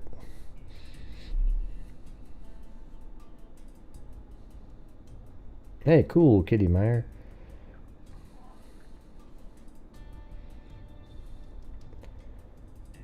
She brought up another incident. That another person told her about Koberger and his mentor, who was Juris Doctorate. That's probably going to be Ransland or something. Koberger was something teacher assistant. She said Koberger and they had a disagreement in the office. Explained the disagreement escalated to the point of shouting, and her telling Koberger to leave. Koberger refused to leave, and she ended up leaving instead. She said she did not know what the argument was about, but was surprised because it was the first time this had happened with Koberger and a male, so it was a male student, not a she. A male that she knew about. Hey, thanks again, brown-eyed girl. You, my brown-eyed girl. All right. Stupid as being nice. Sir? It's the house! Oh, here's one. Thanks, everybody. Yeah. She could not remember seeing Koberger after the murders and could not speak to any behavior changes. I mean, like, he's just, it's creepy, man. Creepy, creepy, creepy. Oh, yeah, and then this other one here I have is shorter.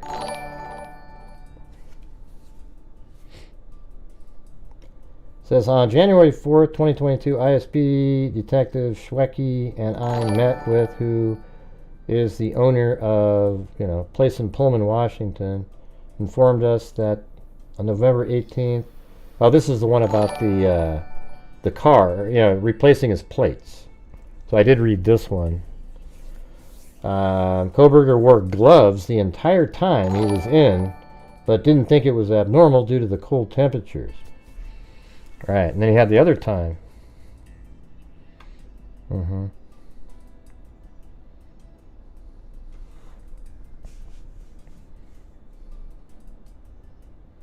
Alley Kick is amazing. Yeah.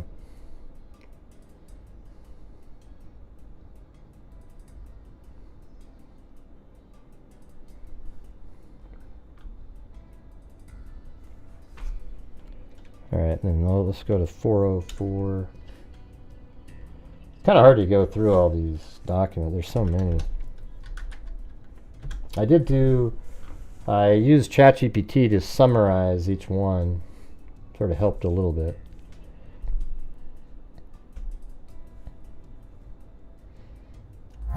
Ted Bundy said, I'm a big Michael Jordan fan. 98 Bulls, all right. Sorry I had to say that. Yeah. I'm not. I'm a Blazers fan. I'm a big Michael Jordan fan. 98 Bulls, all right. I'm sorry I had to say that. So this was written differently. She worked at WSU, professor of WSU, graduate students 3 hours per week in class. She teaches graduate level something and graduate level something else. Her class something was on Thursday, and she first had contact with Koberger in that class on August 25th.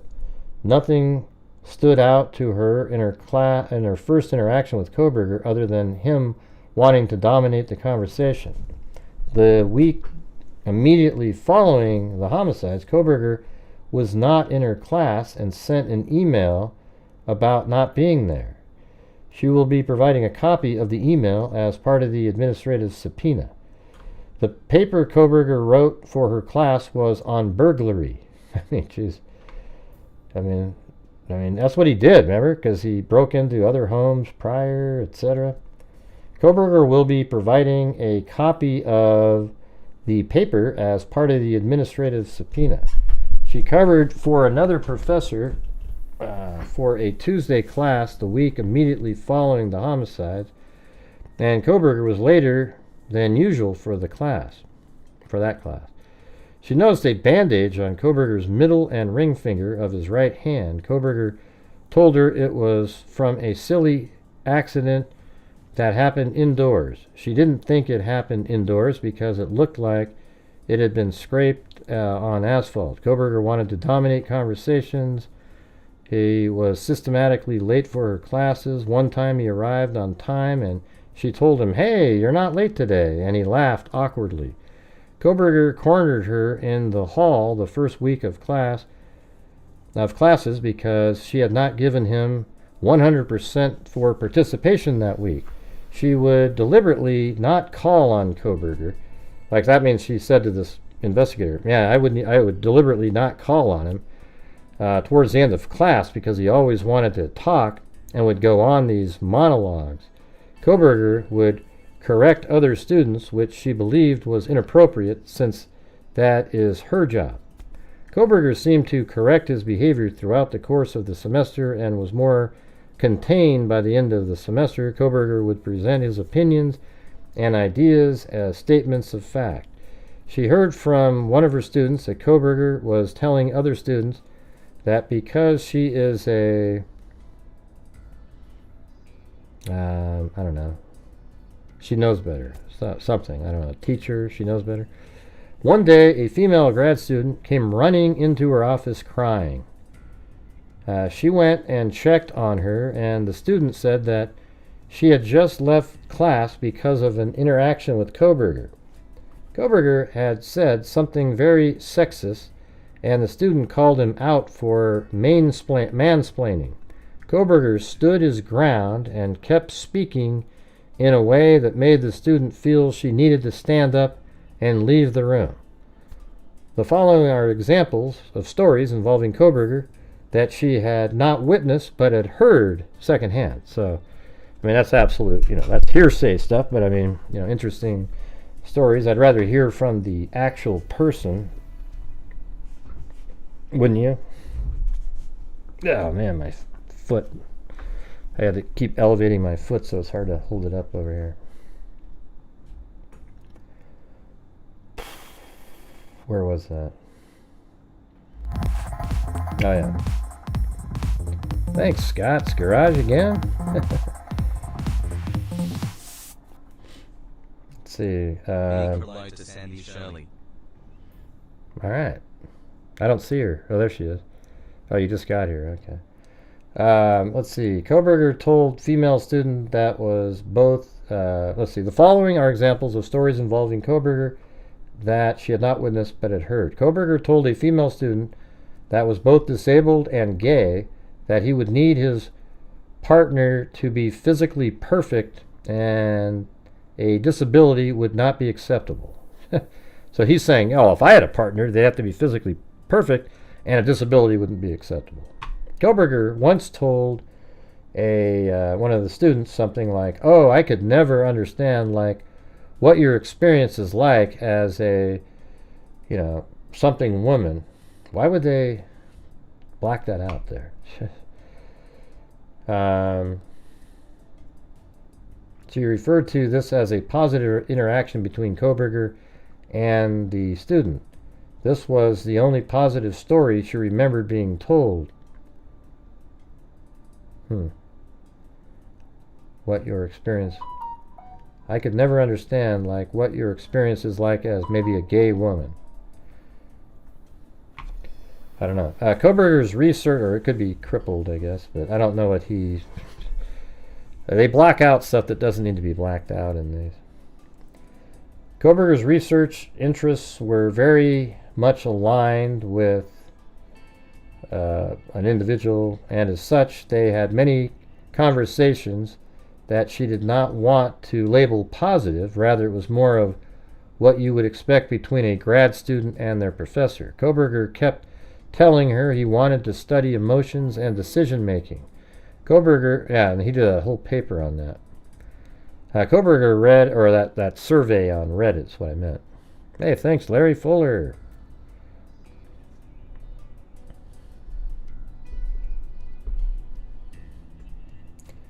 Koberger kept telling her he wanted to study emotions and decision making. Koberger read a lot of her research, and when he was required for another class to do a paper on another faculty member, he picked one of her papers.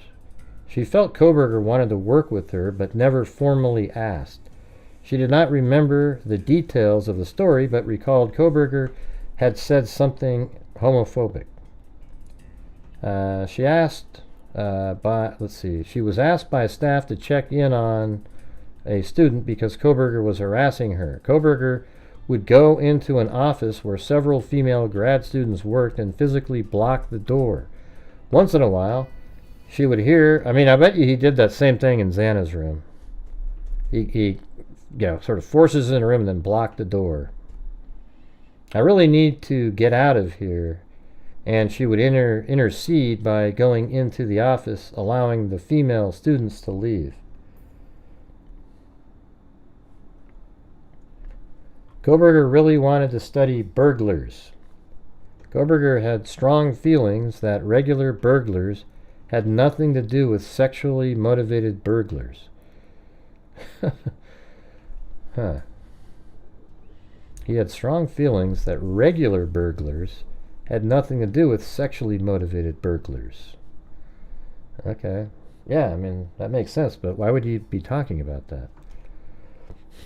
Then it says, Koberger would show up anywhere from 10 minutes late to an hour on one occasion. On that occasion, he brought a note from his professor. He will be providing a copy of the note. Okay. Koberger's graduate level classes are in the afternoon from 2 to 5, and there is only one per day. He would not have had any classes previous to hers unless he was acting in a teacher's assistant capacity. She checked with the professor Koberger was a TA for, and he told her he had advised Koberger to leave his class early so he could be on time for her class. Koberger continued to arrive late. Koberger had 3 courses. I guess apparently he was late to classes he had with female, but never late to males. Koberger had 3 courses as part of his PhD, 2 with female professors and 1 with a male professor. Students in the same classes began taking a poll of when he was late to female-led classes versus the male-led classes. He was systematically late to both female-led classes and not late once to the male-led class. Koberger was obsessed with serial killers and would talk about it a lot in class. The week Koberger was not in class, 3 female grad students approached her and said, "Oh my God, class was so much better today, like just easier to navigate."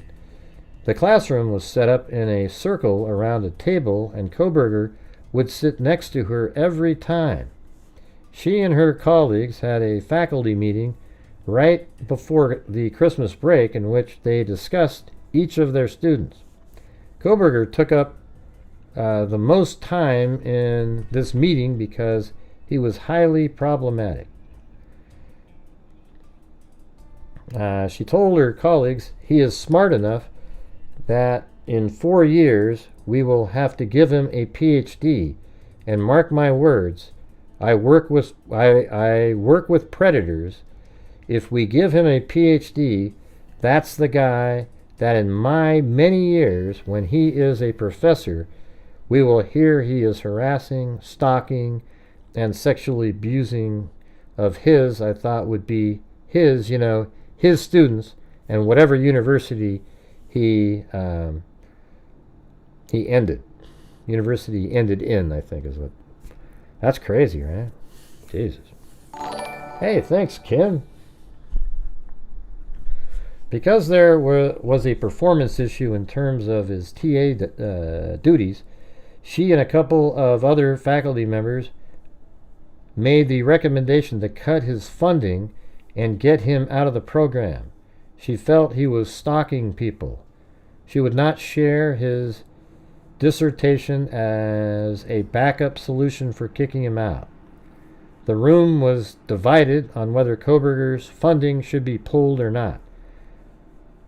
You know what's weird is if Koberger was actually autistic, and he told the professors this, I think they would have looked at him differently a little bit, right? They might have just thought, oh, he's, it's just kind of how he is. I think it would have helped him, actually. He could have brought that up, and he probably would have been protected under some sort of a law. What do you guys think about that? Like, what if he had told these teachers and professors that he's a high-functioning autistic person? You think they may have viewed some of his weirdness differently? And maybe sort of cut him a break, kind of, I think that is probably something. You still have the weird stuff where he walks people outside, but it may have made sense to them. They may have talked about it and said, oh yeah, well, this is kind of what some of them do here. They don't have social cues. They would have thought of it differently, and maybe they would have taught each of the people there how to, manage somebody like that.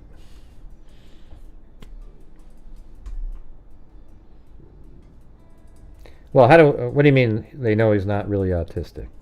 How do you know that, Sandy? Where do you come up with this stuff, man? We don't know if he is or he isn't. Yeah, the doctor did say he was. He has doctors that say that he is autistic. Now, they're his defense attorney doctors, but I could see him having something like Asperger's, something like that.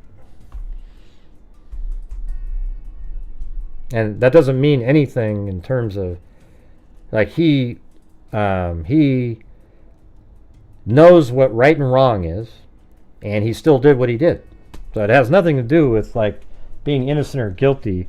I was just kind of posing that as a question about, like, out there, how do you think people would have treated him in that school if he'd came in and let it know that he was autistic or something? Yeah. I mean, somebody must have diagnosed him at some point with something, because he doesn't know anything. Hey, thanks, Dale Gallio. See, yeah, now I say it right.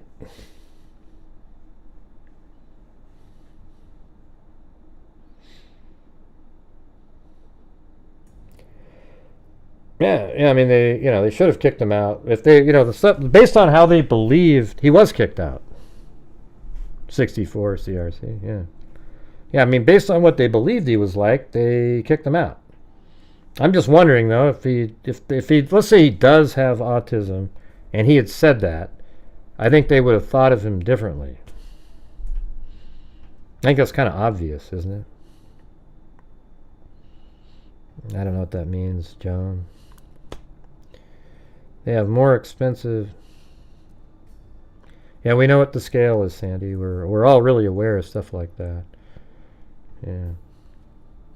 Right, I'm sure. He might be high functioning, but he probably still lacks the social cues, everything like that. So I'm just wondering.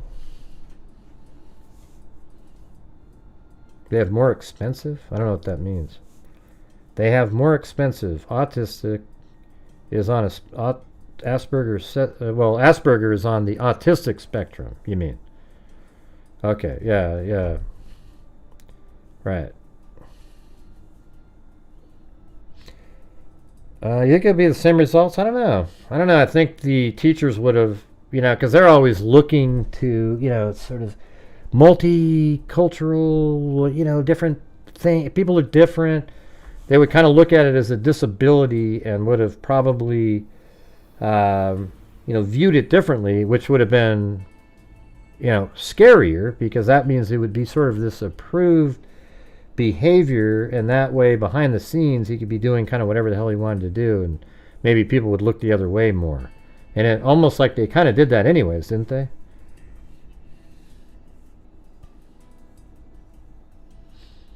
Right, it could have saved his job. I don't think it would have changed anything that he did.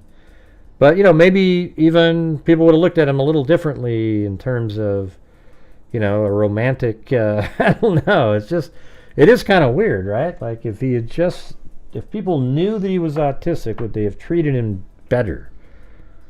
And not been so like, oh my God, this guy's creeping me out. You would just know, okay, he's autistic. I'm sure GSU PM's listening, going, hey, he doesn't know anything about it, man. That gray guy, he's just, yeah.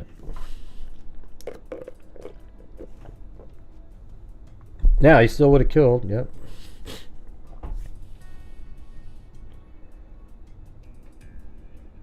Right, exactly. You know how it works in colleges.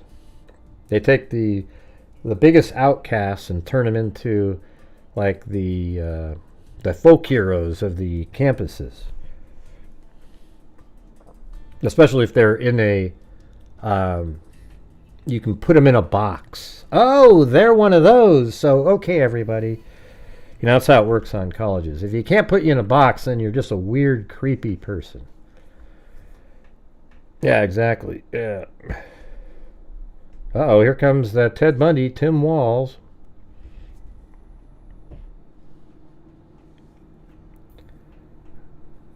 I know what, Timothy, I don't know. College are liberals, so they would... Yeah, they would. That's exactly right. I mean, that is, they kind of accept more things like that. I think they would have, had little classes on the side, how to deal with somebody with autism, and just kind of looked at him differently, almost like a pet project. Oh, look at us, we gave a doctoral student to a doctoral certificate out to, or degree to a guy with autism. Man, we are so progressive. You know how it works. Yeah, they brought it up. They did reports on him. We don't know if he. Yeah, but I do though. I think he does have something. He's lacking social cues. You can just tell. Like for example, even at that one bar back in Pennsylvania, he acted exactly the same. He just sits there and he just asks like ridiculous. Like questions that are, breaking boundaries that he doesn't even realize. Hey, so where do you live? What time do you get off of work? I mean, it's weird. Yeah, I don't know. I don't really care. It doesn't make him. See, I think a lot of people think as soon as you give him that, like, oh yeah, he's autistic, then all of a sudden you're sort of defending him in some way. And it's not. He's a psycho killer, There is actually you can be autistic and a psychopath. It's not really common, but you can have both of them. Yeah, like Elliot. I think Elliot Rodger was he was Asperger's.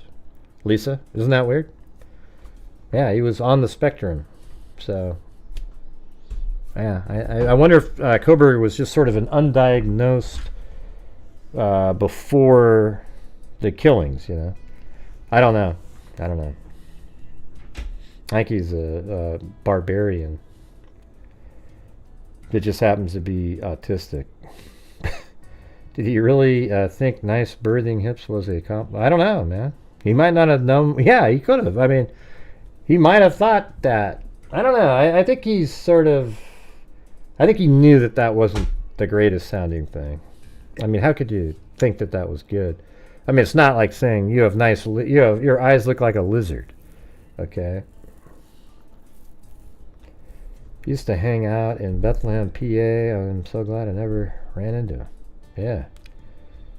Yeah, it's probably good. Yeah, I noticed that as soon as I brought up maybe he's autistic, the super chats and channel memberships dropped off. Hope you guys don't go, oh, Gray, it's so disappointing that you brought that topic up. I was hoping we could just, I don't know, man. I think it's possible. I think it's possible he has something like that. And I'm basing it on all these reports. They all sound like that.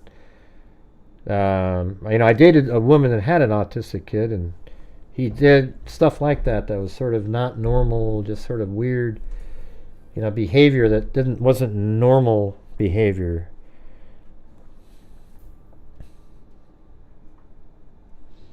When I see him in court, he looks like Adam Lanza looked, who also had Asperger's.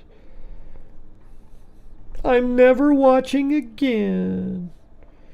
So maybe we can get a wave going just so I can realize that, you know, it's okay to bring up topics. Yeah, see, look at, that's what I'm saying. Katina said, I'm never watching again. Boo-hoo-hoo. Well, I think it's time to play that again. There we go.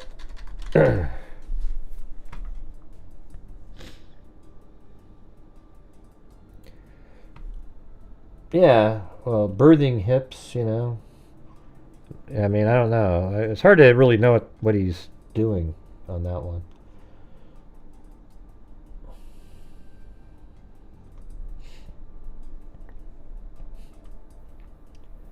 Well, there you go. See, Alley Cake sent in 2. So see how it, like, there was a little diminishing of. I'm just kidding.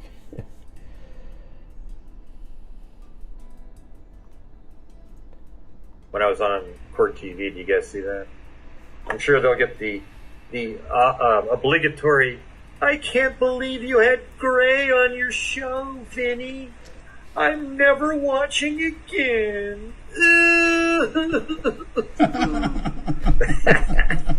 When I was on Court TV, did you guys see that? I'm sure they'll get the obligatory. I can't believe you had Gray on your show, Vinny. I'm never watching again.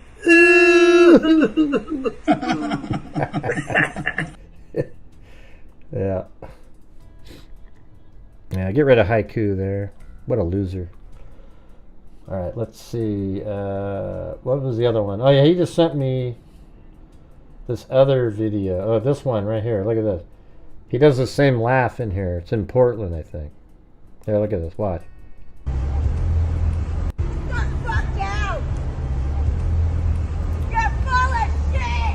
Just another daily tweaker at Portland Bottle Drop. That's it. There he was again. Just another daily tweaker at Portland Bottle Drop.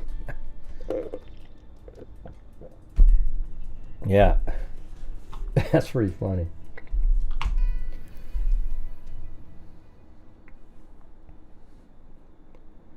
Oh yeah.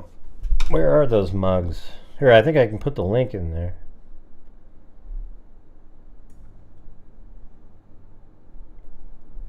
Yeah. Actually, I don't know if that's it. Here it is. Hold on. Here, I'll show you the mug. I think it's out here somewhere.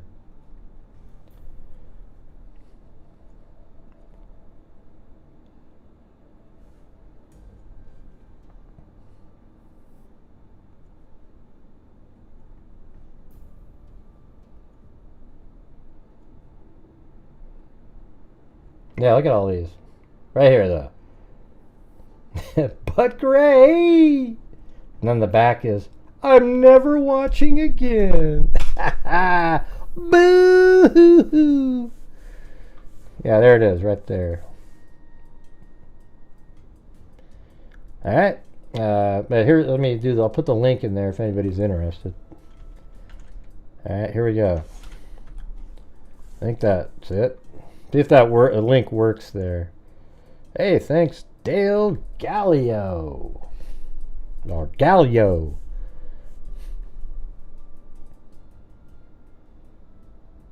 Oh, yeah? I had this one YouTube channel that kept telling me that I'm autistic over and over and over again. And then I thought, well, shit, why don't I work with that? Okay, I'm autistic, so why do you keep making fun of me all the time? I mean, I'm a protected class now. I mean, I can't believe you keep making fun of me and making videos. How dare you make fun of an autistic person? You know, and... yeah.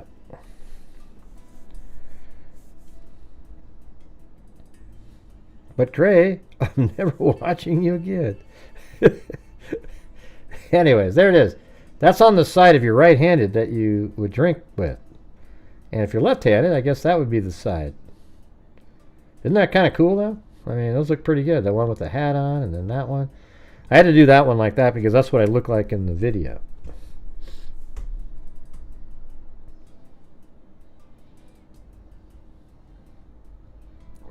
Hey, cool. Yeah, aren't we all, really? I would say that. Isn't everybody on the spectrum? Let's see. Because there was performance issues in terms of TA duties, she and a couple of other faculty members made the recommendation to cut his funding. All right, now we're down here. She saw Koberger in the parking lot of a Safeway late the night before the Christmas potluck. He was so lost in thought, she waved at him for literally 2 minutes before she thought, okay, I don't think it's him. At some point, he saw her, and the next day he came and apologized to her. Wow. So he saw her and didn't react. See, that's crazy. Yeah. A female graduate student came to her sometime during September or October and reported. See, that's the thing around the Christmas potluck. That's after the killings, I'm sure. So that must have been in December at some point, and he is deep in thought. Well, what the hell do you think he's thinking about? Great, you can't assume. Well, we can, because he admitted to doing it, so now we know that's what he was thinking about.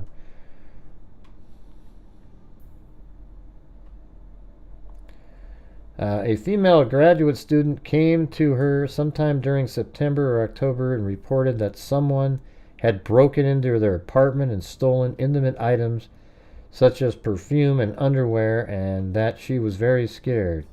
Wow, I bet you that's Koberger. I bet you.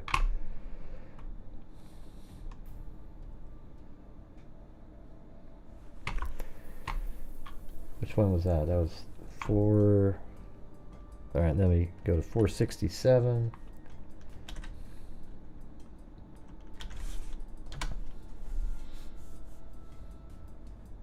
Who are you guys talking to? Timothy?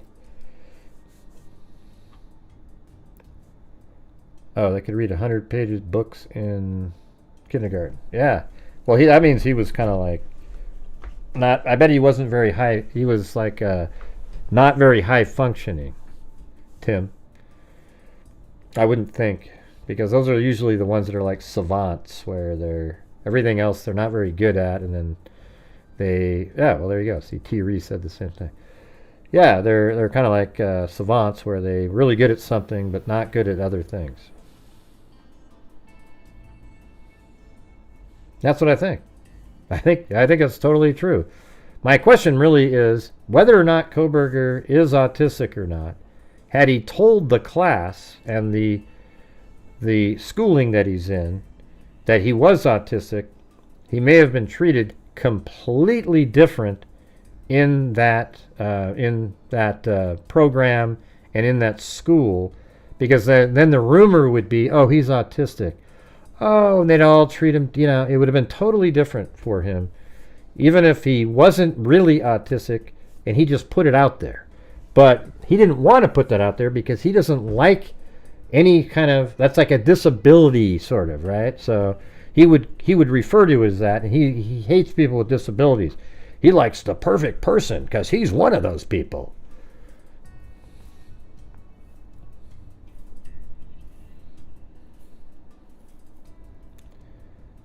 Yeah, obviously he was planning to get in PA. Yeah, we know that. We've said that many times. He purchased the balaclava in January. He purchased the K-bar knife in March. He literally, just like a week or two after I think I have it in here. Let's see, up in this area. All right, so look at this. On January 10th, he purchased a balaclava at Dick's Sporting Goods. On March 20th, on Amazon, he purchased a K-bar knife and sharpener. And then on April 11th, which is only 21 days later, he's in Pennsylvania, but he applies for an internship in Pullman, Washington Police Department. So while he's doing that applying, he's got the K-bar knife and and balaclava sitting on top of his dresser over there. You know? He was ready to go here. He wanted to work there so he could have sort of an inside track at the police department. And then around June, late June, is when he moves to Pullman. So he proceeded to, between, July, August, September, October, and November, to completely screw up his entire doctoral program, and everybody believed he was just a very strange person. And like I said before, had he, hey, thanks, 64 CRC, I think had he said that he was autistic, they would have treated him totally differently in that entire program. And they would have, they would have just said stuff like, they might not even have applied the stalkers at the, that might have showed up at these people's homes as being him with that. Anyways, that was just a thought. I don't know if he really is or not, but I think some of the behavior that you read about does seem like he's got some issues there.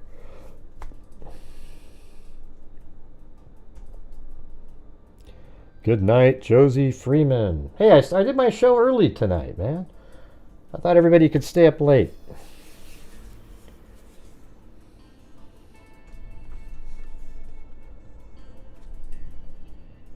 All right, this is one on page 467. Let's see what this one is. This person knew that Kohberger was going to be one of his teachers or TAs or whatever in Teacher's Assistants in June or July of 2022. He didn't meet Kohberger in person until August. Kohberger was an incoming PhD student in the department. He knew Kohberger was from a small private school back east, the Sal's. They said the Kohberger seemed sharp and personable enough when he first met him. He had not read Kohberger's master's dissertation. He had not, had no part in Kohberger's acceptance to the PhD program, or that he was going to be assigned Kohberger as a teacher's assistant. 143 if you know. Rolling on the full laughing emoji. I love you. Full laughing emoji. Let's see, I also, I asked this same person about a couple of incidents of unprofessional behavior associated with Kohberger that I had read in a letter from the faculty advising Kohberger that he had lost his TA position. This teacher said the first incident that occurred with Mr. Kohberger was a time when this teacher was in his office and was wanting to leave to go home. This was on a Friday. Mr. Kohberger showed up at the end of the day and wanted to talk. The teacher said it was pretty clear that he wanted to leave and that Kohberger wanted to talk. The teacher said this was not the first time this had happened with Kohberger, where he would show up late in the day and want to talk. This person said this behavior had bothered him for a while. The teacher said he would typically have his 40 hours in by the end of Thursday and did not want to work late on Fridays and resented it when Kohberger would show up to talk on Fridays. I asked him what, it doesn't sound like a very, dedicated teacher, I'm just, honestly though, I got my 40 hours in and by God, he wanted to talk. Well, if teachers that are really into what they do, they don't use that excuse. They're going to sit there and talk to you because they like that kind of stuff. It's kind of disheartening. I would get rid of that. I would get rid of a teacher who said something like that. I got my 40 hours in and I wanted to clock out. Well, you're teaching. You know what I'm saying? I guess if it's Kohberger, though, you wouldn't want to stay around.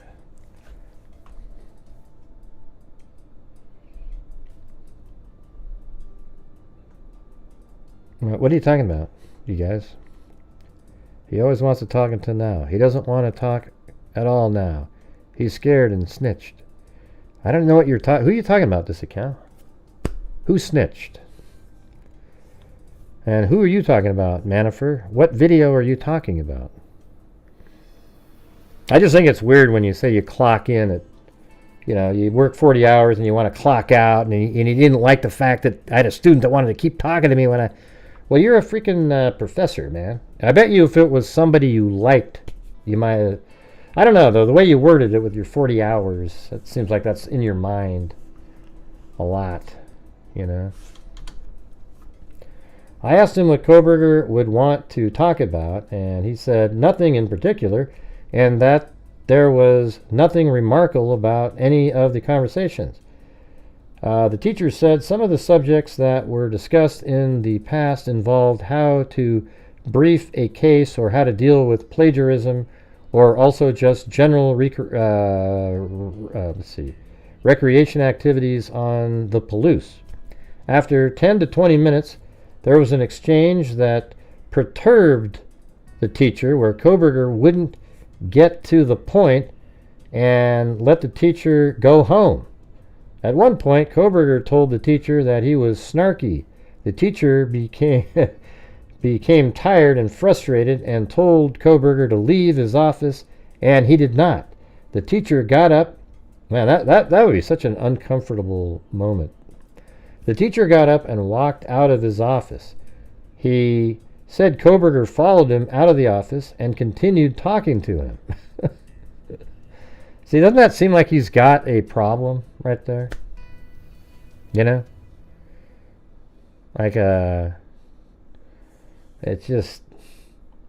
The teacher said he walked down the hall to the main office where he knew Kohberger had some run-ins with others. I mean, you guys have to admit, I've said this many times now, but this is way beyond what any of us were thinking about. You know, when we heard about it, you know, he was in trouble at the school, we thought it was like, okay, he argued with a few teachers, he has an attitude problem. This is like completely pervasive throughout the entire, all the teachers, the students, everybody, these crazy incidents. The teacher said he walked down the hall to the main office where he knew Kohberger had some run-ins with others. After several late afternoon encounters, the professor wasn't sure if Kohberger was trying to curry favor or whatever he was trying to control. Why he was trying to control his time or something. At some point, the teacher concluded Kohberger was a power-tripping and... See, if he had just said he was autistic, man, it would have fixed everything. And by using time and preventing him from leaving his office was a way of controlling the teacher. The teacher advised that he had over 8 teacher's assistants in the past, and he's never had a problem with any of them. The teacher talked about Kohberger walking and talking with him. The teacher walked to his car. The teacher remembered Kohberger bragging about outsmarting the parking regulations on campus.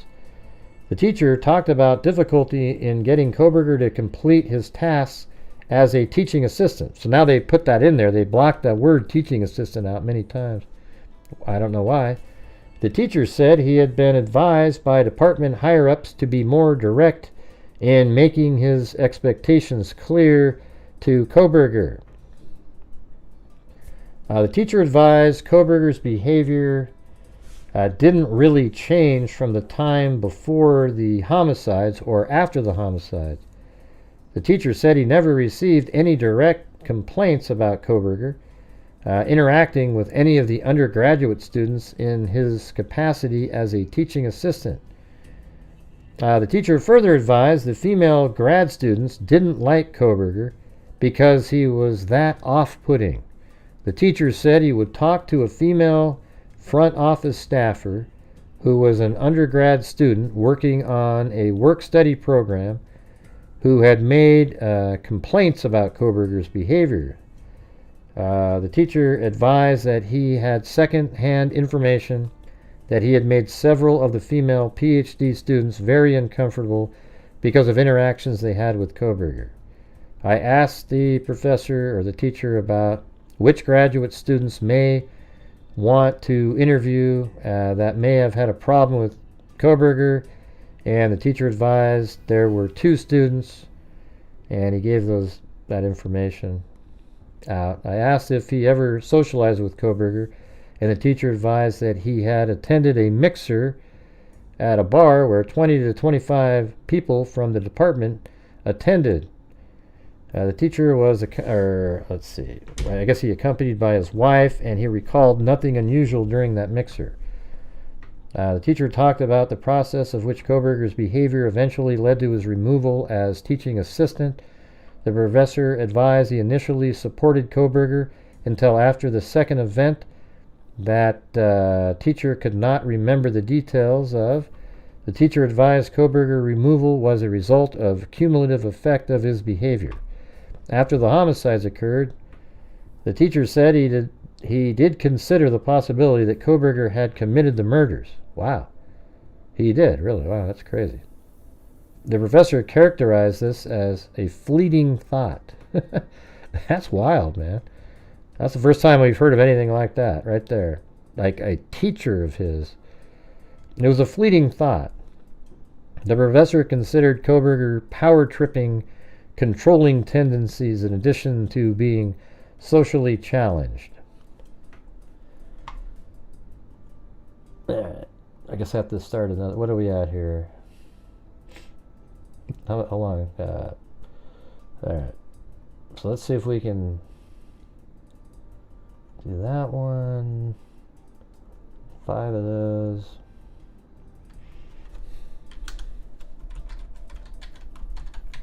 Alright. Okay, we're starting a really tiny, little tiny goal there to get the extra half hour at the end. So we got 20 more minutes here, and then if we get to there in the 20 minutes, then we'll do the final 30 minutes. Then Ramsland is. Yeah, exactly.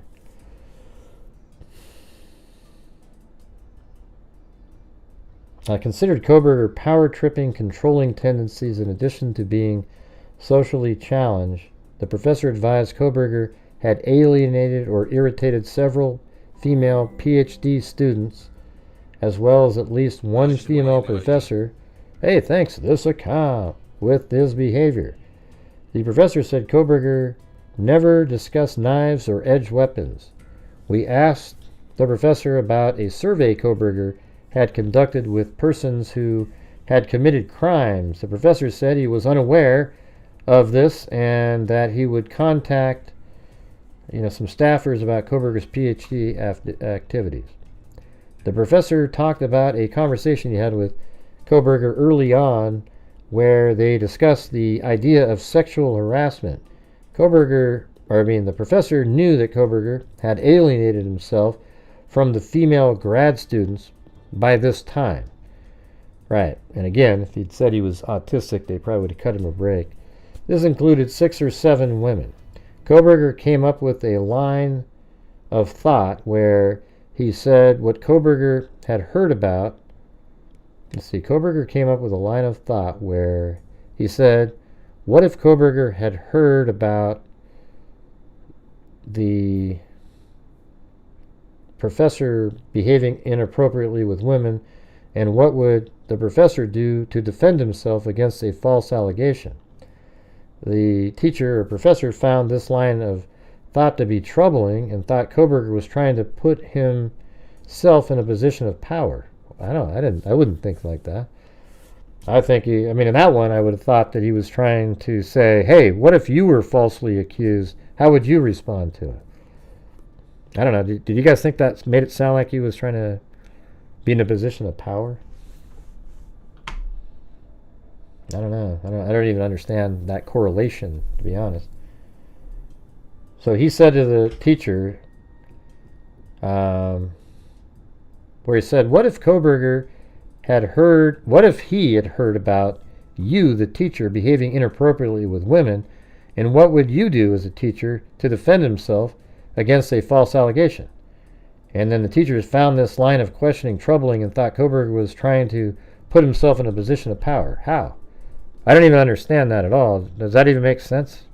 Put himself in a power...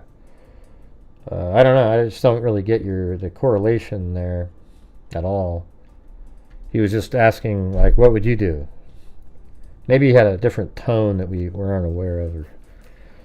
The teacher said he did not remember any physical injuries visible on Koberger after the homicides occurred. See, I'm not really certain about any of that stuff. He didn't, this account, I don't think you were paying attention. He didn't, he just asked, they were talking about it, and he just switched it around and said, what would you do? Well, that wasn't a power play, though. I mean, what was that? How was that a power play? You know, I don't really know what that means. How is that a power play? Yeah. This conversation was recorded. This recording was later provided to Moscow Police Department to be placed in evidence. On January 3rd, Sergeant Sennett and I again spoke with the teacher via telephone. The teacher advised after thinking more about Koberger, he considered the issue about whether Koberger was power tripping or just socially inept. Well, there you go, see? Isn't that funny? You guys always question my thinking. You try to come up with, oh, Gray, you know. And then the next sentence in here, he even thought himself that he was like, probably didn't have that right. And then he was just socially inept. Isn't that interesting? Can I get a boom?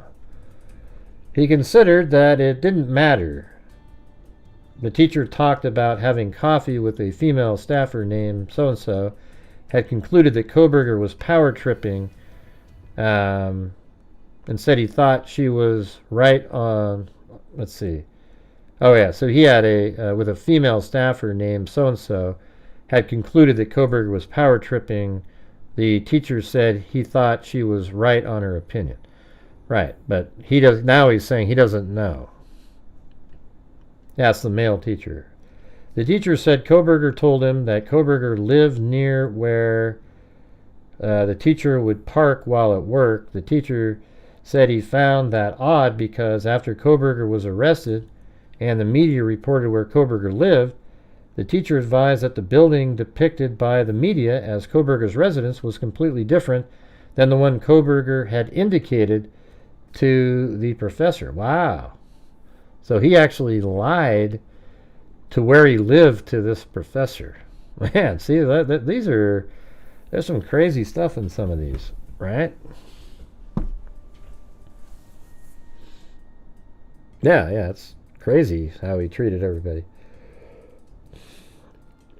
But see, that's what I'm saying. Like, if he had said, oh, yeah, I just want to let you guys know I've been diagnosed with autism, they would have probably viewed some of the creepy behavior as not creepy anymore. He still would have the problem with the way he, like belittled or something, the comments or his sexist comments and things like that. That would still be an issue. I just think some of the creepy behavior would have been sort of viewed differently, even though that makes the whole story even more creepy. Because what if they had, and they sort of just kind of accepted the way he was, and then all along, though, he's still planning to go kill some people. It's wild. I think we're down here. Wait, where was I?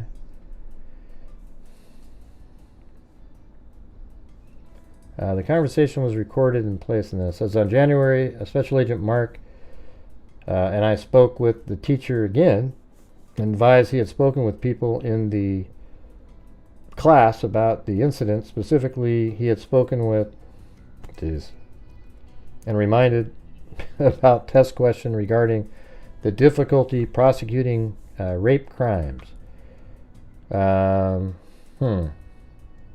teacher had asked Koberger to look at the question he had written and to make a revision to the question. When the teacher reviewed the revised question back from Koberger, he found it to be useless because the language in the question would be triggering to many students. Triggering, oh boy. Let's see. The teacher advised the language was dismissive of victims. The teacher gave me a printout of his original question and the revised question Koberger had produced and had given to the professor on November 10th, 2022. I also scanned these printouts and have placed them on the same disk that contains the audio recordings of this and other interviews. I want to see what he said. We further discuss incidents with Koberger that have already been covered in previous interviews. These topics included Koberger's issues he had with females in the program, as well as discussion. Hey, you guys, I set up that little goal there, and we just said if we get there, we can do the final 30 minutes. And we have 0 on there. It's amazing. See, as soon as we start talking about stuff and and it's not quite as like, oh my God, Gray, I can't believe you thought maybe he really does have autism because we're going to... And it just dies down dramatically. I mean, it's just $5 ones. That includes membership gifting, too. We could use some more of those. Although, it's been a good night and everything. I'm just trying to, There's a couple nights ago that wasn't that great. Last night was just kind of skating under the... Let's see.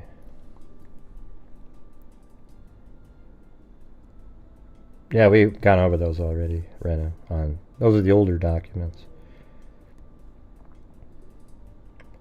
Having your back, like into a corner or... Huh? Commitment, let's see. Now there's one. There's Rodger S. I'm going to need extra 30 minutes. Come on, guys. Yeah. And actually, you only have 10 minutes to get there because the last 30 minutes will get us to 3 hours. I'm going to need extra 30 minutes. Come on. The teacher advised that he'd provided him... Emoji. Rolling on the floor laughing emoji. Yeah, thank you. The teacher talked about a situation where he was meeting with a different person in Koberger in his office in order to prepare final exam questions for his undergraduate class. Koberger announced he had to have a Zoom meeting with another student. The teacher assumed Koberger was advising he had to leave for the meeting and could not help with the exam prep. Instead, Koberger proceeded with the Zoom meeting in the teacher's office, preventing them and the other person from preparing for the exam. See, that's just him see, that's a good example of him not really realizing social cues at all. Right? He goes, hey, I have to do a Zoom meeting, and he does it right in the class. And he had to tell the Koberger to leave his office. All right. There's 2 of them. Oh, shit. I just hit my toe against something. Yeah, see, isn't that weird right there? So that's an incident where it's not about like a female or anything like that. It just shows sort of a normal thing that's really bizarre that he did. And that's where you might think, The teacher advised that he had provided him with a slightly different version of the revised exam questions referenced above. He did recall discussing this question with a person. We discussed Koberger's tendency to stare at people. The teacher thought that Koberger did this in a way to display power or dominance. The teacher mentioned a scene. Yeah, I don't know. I think that's if you're staring at somebody and you're autistic, I don't think that... See, that's the whole thing, you guys. If you think he's autistic, then that's not really that weird. But, I don't know. Some things he does seems like it's outside of that realm,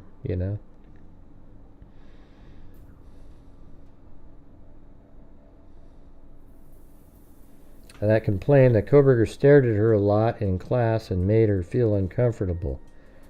The teacher advised he had not observed any inappropriate behavior from Koberger aimed at any undergraduate students. He said he thought Koberger did a good job in correcting poorly written answers, and he had not observed bias or inappropriate tone in grading. One student had made a complaint about this, but the teacher did not see it. Nothing further. All right, you guys, we've got another 6 minutes to reach that goal there. And it'll just be the end of the show. Or we can do another half hour after that.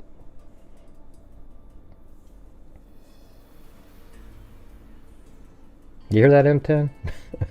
All right, we got Joan Bazik. All right.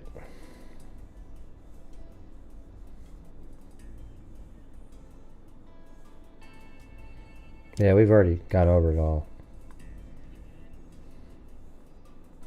Right, but some people never get diagnosed with stuff like that. That's just the reality. Maybe his parents didn't let him, or maybe he was diagnosed earlier. I mean, he had some of his witnesses were people from a long time ago in his life. So I don't know.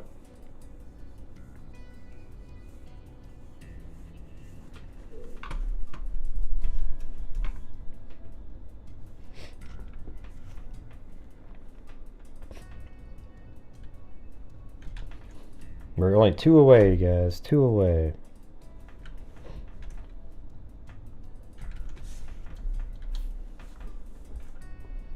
Yeah, and this is another long one here, so we're not going to be able to get to this. They even have Jack,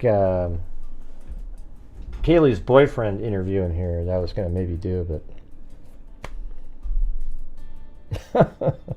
Well, I was just saying, yeah, come on, let's get to the... Thanks, M10. All right. Well, well, there was already 3 of them. That makes the other one, so that'll do it. I don't know why the third one up there, Jones, didn't click over, because there was another $4.99 one that did show up on there. But thank you. All right, let's see this one. I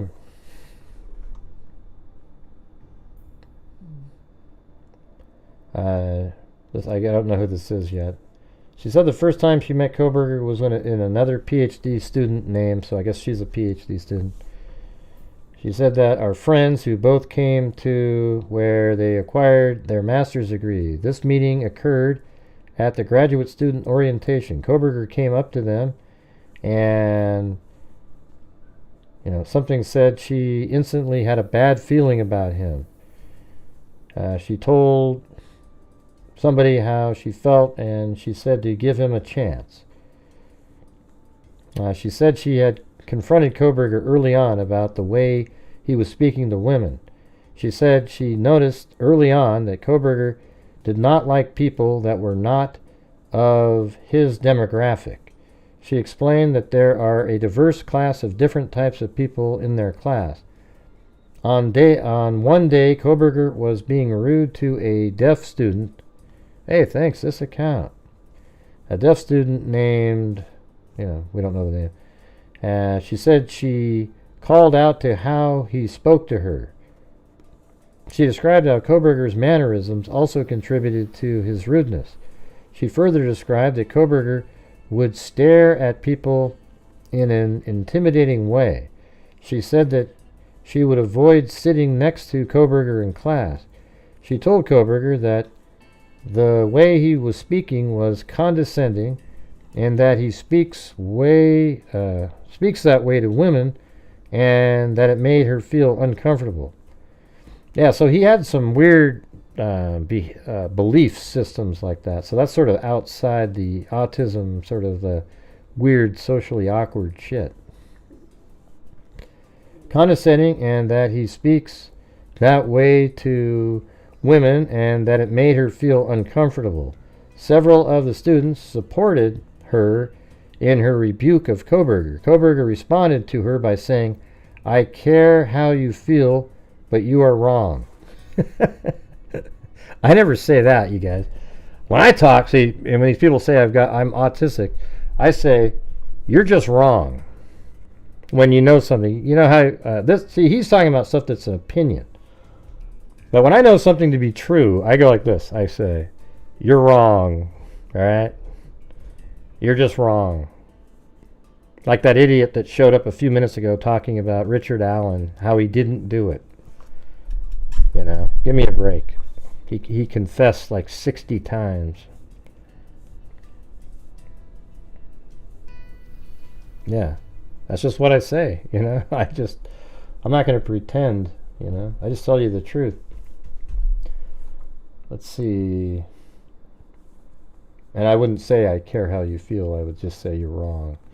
Since that incident, she said she has felt targeted by him. She became emotional at this point in the interview.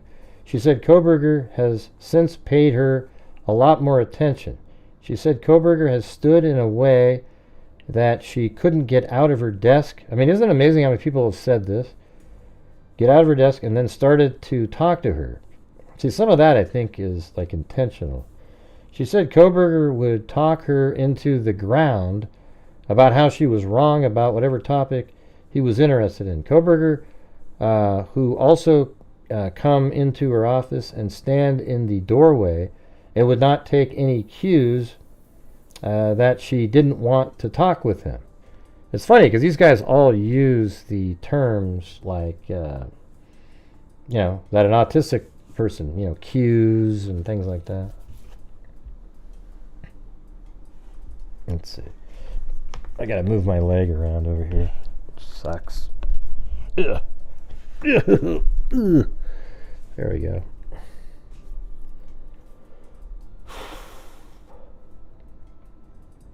Stand in the doorway and not take any cues that she didn't want to talk with him. Kohberger would try and talk to her about the Ted Bundy murders because he knew she was interested in true crime. He also name-dropped a former professor, probably Ranslin, of his name, and admired and wanted to meet her, but not based on her association with Kohberger. She said if she was going to meet her, it would be because of her own initiative, not because on Kohberger. She said she was interested in the fact that since the Moscow murders, some people were comparing them to the Ted Bundy murders that occurred at a college sorority. Yeah, I made a video on that like 4 or 5 days after he was arrested. And that Kohberger wanted to talk about those murders with her. She said Kohberger studied sexual burglars and their motivations and decision making.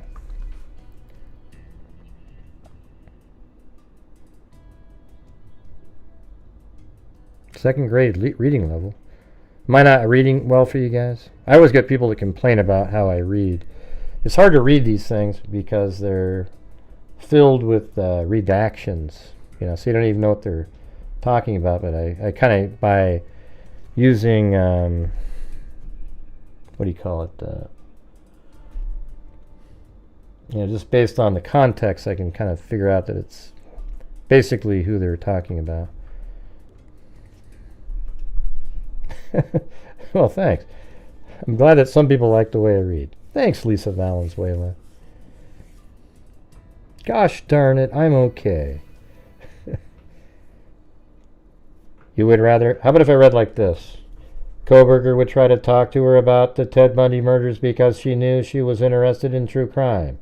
He also name-dropped a former professor of his name, we don't know, that he admired and wanted to meet her, but not based on her association with Kohberger.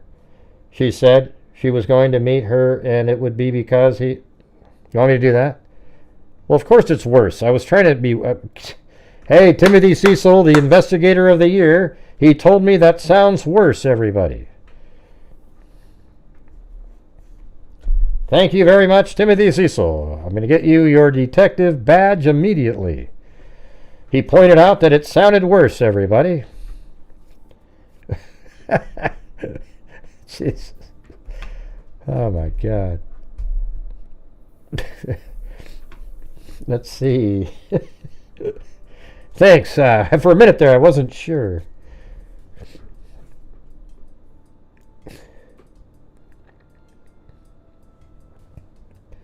Yeah, we're going to give him the detective badge. Well, he's already got the sheriff badge, so. I did ask the question, but it was more rhetorical, you know. Let's see. She said she was interested in the fact that since the Moscow murders, some people were comparing them to the Ted Bundy murders that occurred at a college sorority, and that Kohberger wanted to talk about those murders with her. She said Kohberger studied sexual burglars and their motivation and decision making. God, I mean, that's exactly who he is. It's okay, Timothy. We're just goofing around. Who cares? Jesus. Somebody said told so-and-so to start keeping track of Kohberger's behavior. See, they were all in on this together. Like behind the scenes. Ooh, put a check mark. She made an informal report to the, I think it was probably that internal affair, whatever that department was, but she didn't like the way they responded because she felt that they could not adequately from retaliation. Not sure what that means. She said she continued to report her experiences to that same department, as well as the doctoral program chair and other professors about feeling unsafe.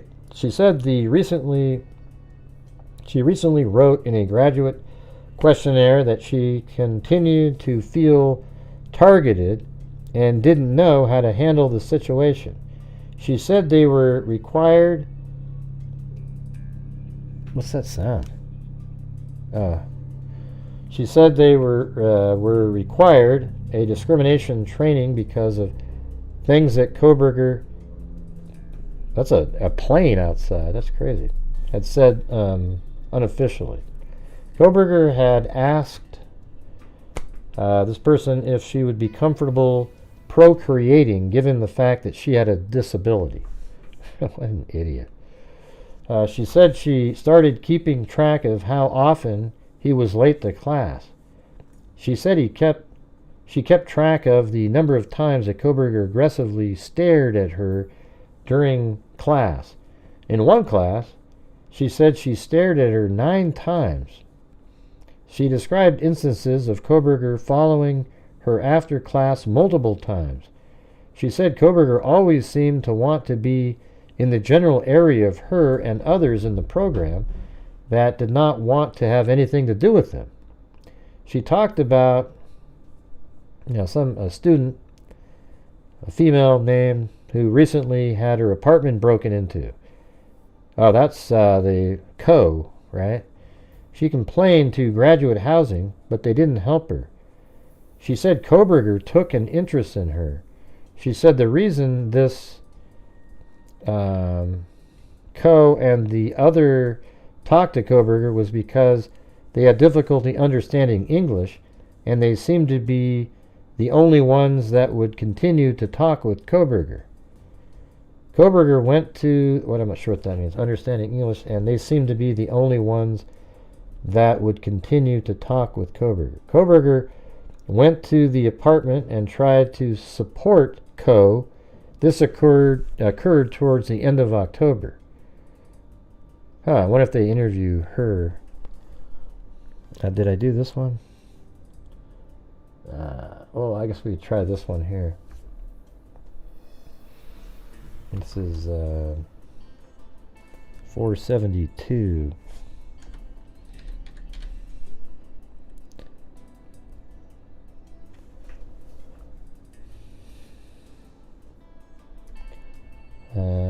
I guess this is still part of that, though, isn't it? Yeah. So she said she had a sense that everything Kohberger does is very calculated.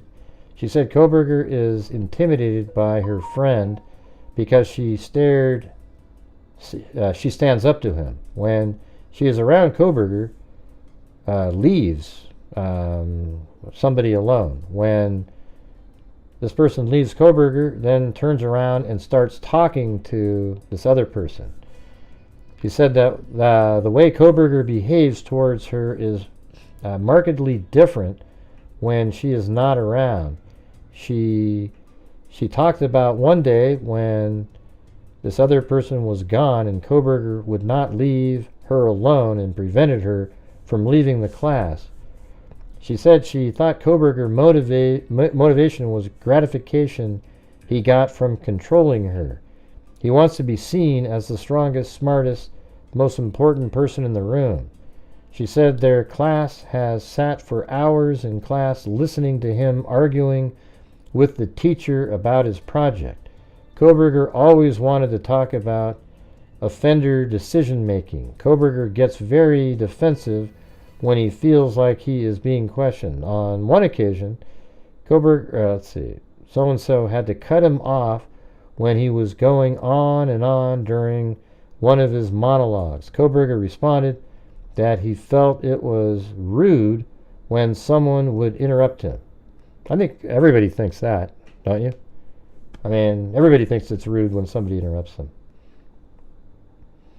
Now, she said Koberger would use qualifying words in an effort to hide behind saying, qualifying words in an effort to hide behind saying offensive things. Oh, yeah. She said one time in November she found Koberger in her office. She felt uncomfortable and left. She shared an office with three other people, and didn't feel like she would have told him not to be in her office. She didn't feel like she should have to.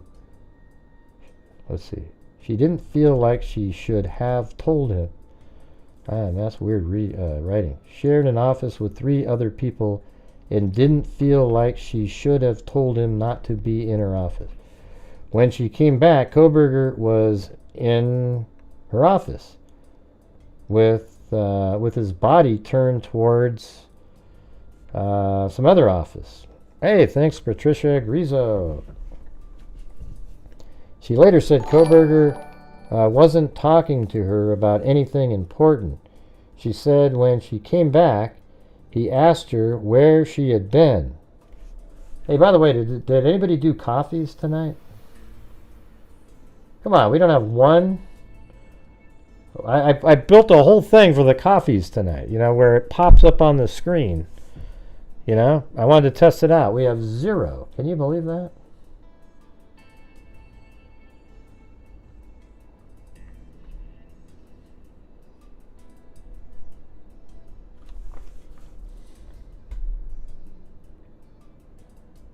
Okay. Hold on.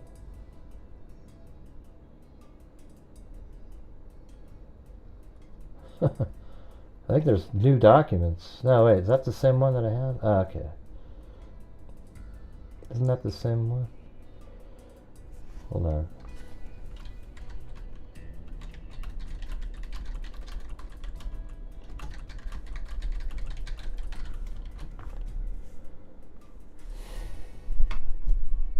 Yeah, just one. I just want to see what it looks like up there. So I changed the wording. You guys will think it's funny.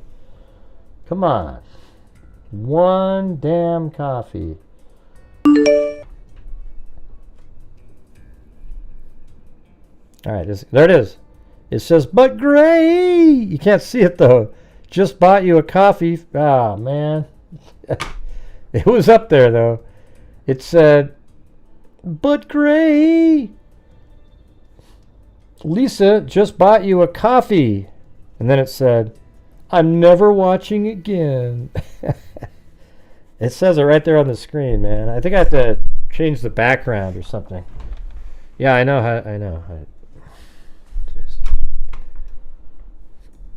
Let's see. That's what it said. So unfortunately, we have this white background up here, but it says. Let me see. If I went over there, I can't fix it during the show, but if somebody buys another one, I'll try to remove it off the screen. I don't know. I think it needs to have a solid background now, no transparency.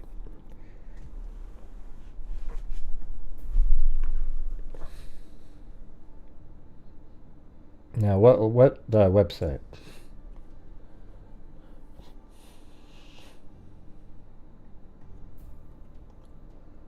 All right, so this is today. The murders of the investigation general. So they're just telling people about this, the Moscow police department. No, that was the Idaho. Hold on. No, this is the Indiana State Police. I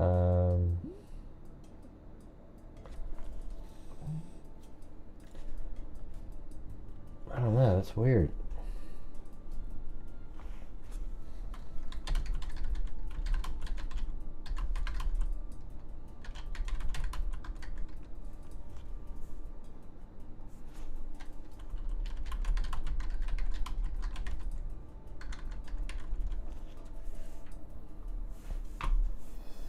Yeah. Alright. She told him it was none of it. Okay. She said one time in November she found Koberger in her office. She felt uncomfortable and left. We did that part. Koberger was in her office with his body turned towards somebody else's office. She later said Koberger wasn't talking to her about anything important. She said when she came back, he asked her where she had been. She told him it was none of his business. She said Koberger had bloody knuckles at the time. She said the wounds were bad. She said Koberger recently started wearing a giant puffy jacket. Even in class, she found this odd. I wonder what the date of that was. She said Koberger said if he were to ever have a sexual partner, they would have to have no physical or mental disabilities. They would have to be straight and the opposite of gender, non-conforming.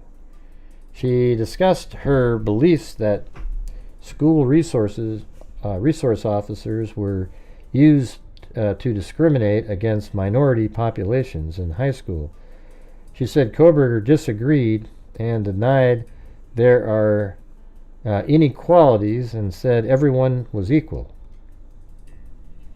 Everyone was equal. She felt he was perpetrating the same myths that she was trying to bring up.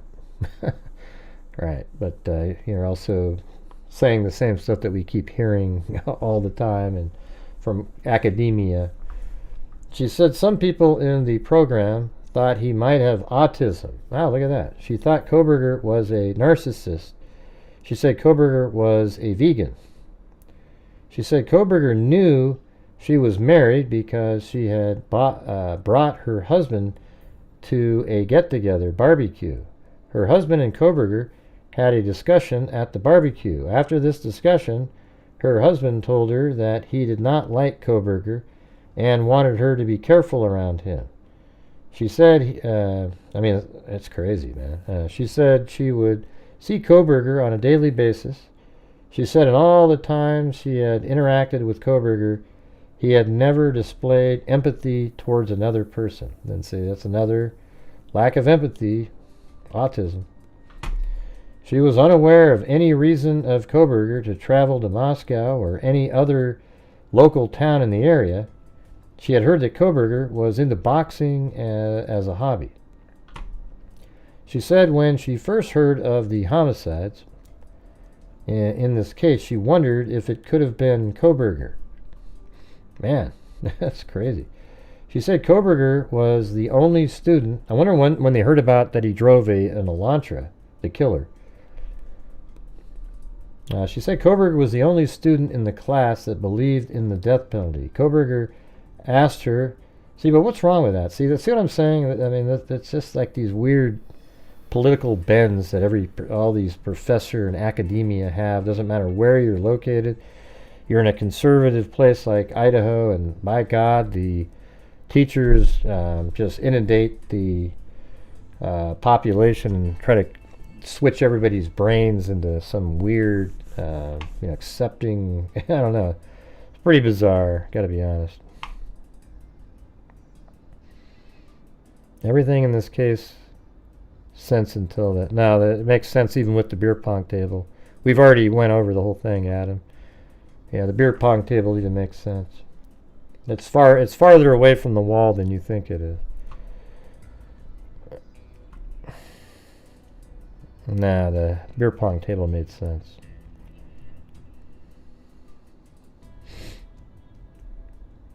No, right to know what? Oh, God, you guys are way back then? Jesus, you're at the beginning of the show. She noticed that Koberger was regularly late for classes where a female is instructing and rarely when a male was instructing. She said that on occasion Koberger expressed to females in the class that once he was in the job market, they would be screwed in competing against him for a job. She said she wanted to think he was just socially inept, but after knowing him, she believes that Koberger always thinks he's the smartest person in the room and has expressed resentment or jealousy at their success. She said Koberger is always the first person to express his support of police. She again mentioned her and Koberger disagreement about the value of SROs in schools.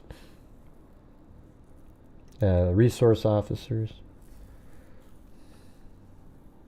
And she said that SROs are discriminated against minorities. How do you know that, man? I mean, give me a break. She said she believed Koberger's question about if someone else was also arrested after his own arrest was an attempt by him to throw people off and not that he had a friend or acquaintance. She said that she had heard Koberger had attended a mixer at some place that she didn't attend. She noted she had been told that he had drank a bottle of wine by himself at this event. She said she had not heard Koberger discuss knives or how to cover your tracks at a crime scene. She said Koberger had discussed theoretically about sexual burglars. She said Koberger is very nosy and tries to look at what other people are texting. She said her friend had Koberger over to her apartment on one occasion, maybe that's that person, and told her that she thought Koberger had gone through her medicine cabinet. Oh yeah, that was the one where, because he was repeating that stuff. Yeah, he came over for like a party. She said she had not heard Koberger talk about offenders studying victims' behavior before committing a crime. She suggested we speak with somebody that does the spelling. I need to drink something.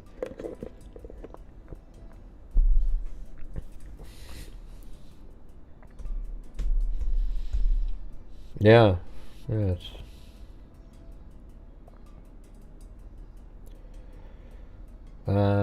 Let's see.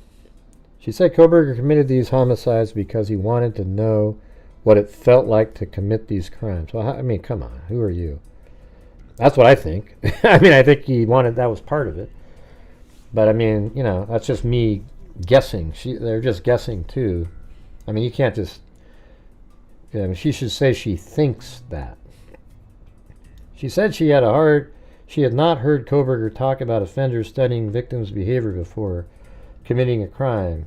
She suggested we speak with a person because they felt Koberger would have discussed his interest in studying violent sexual crimes. She said Koberger committed these homicides because he wanted to know what it felt like to commit these crimes in relation to his studies, and ultimately he could get away with the crimes, further supporting his belief that he was smarter than others. She said committing these crimes and his need to control others is consistent with his personality. That's probably pretty accurate, I guess. This interview was audio recorded. All right, well, there you go. So we got about 6 more minutes here. I bet if I did a poll and I asked, do you think Koberger has autism, it would be like 90% said no, because they just don't want to give him any kind of a something. That's just how it works. So I won't even ask it, avoiding that. Nah, I'm not going to do it. I just know how it would work. And then I'd be frustrated, because we don't know, and apparently, you know, I just think he's got a combination. I think he is that thing, the psychopath who's also autistic. You know, I mean, that actually exists. It's not really common, but maybe he's just that one of those weird. And I've thought too. Remember, we've talked about it. I think Kohberger wanted to see what it felt like to kill, and his thumbs up was, it felt good. And I always use I've told you the story about the Asian guy at the park who, you see a lady walking by, he follows the lady down the trail, and then he only comes back, and then he throws something in the garbage can, then they arrested the guy. And then they found her body. He had killed her, and they brought him into interrogation. They said, "Why'd you do it?" And he just so casually said, "I just wanted to see what it felt like, you know." So that guy was going to be a killer. I mean, that's just what they think sometimes.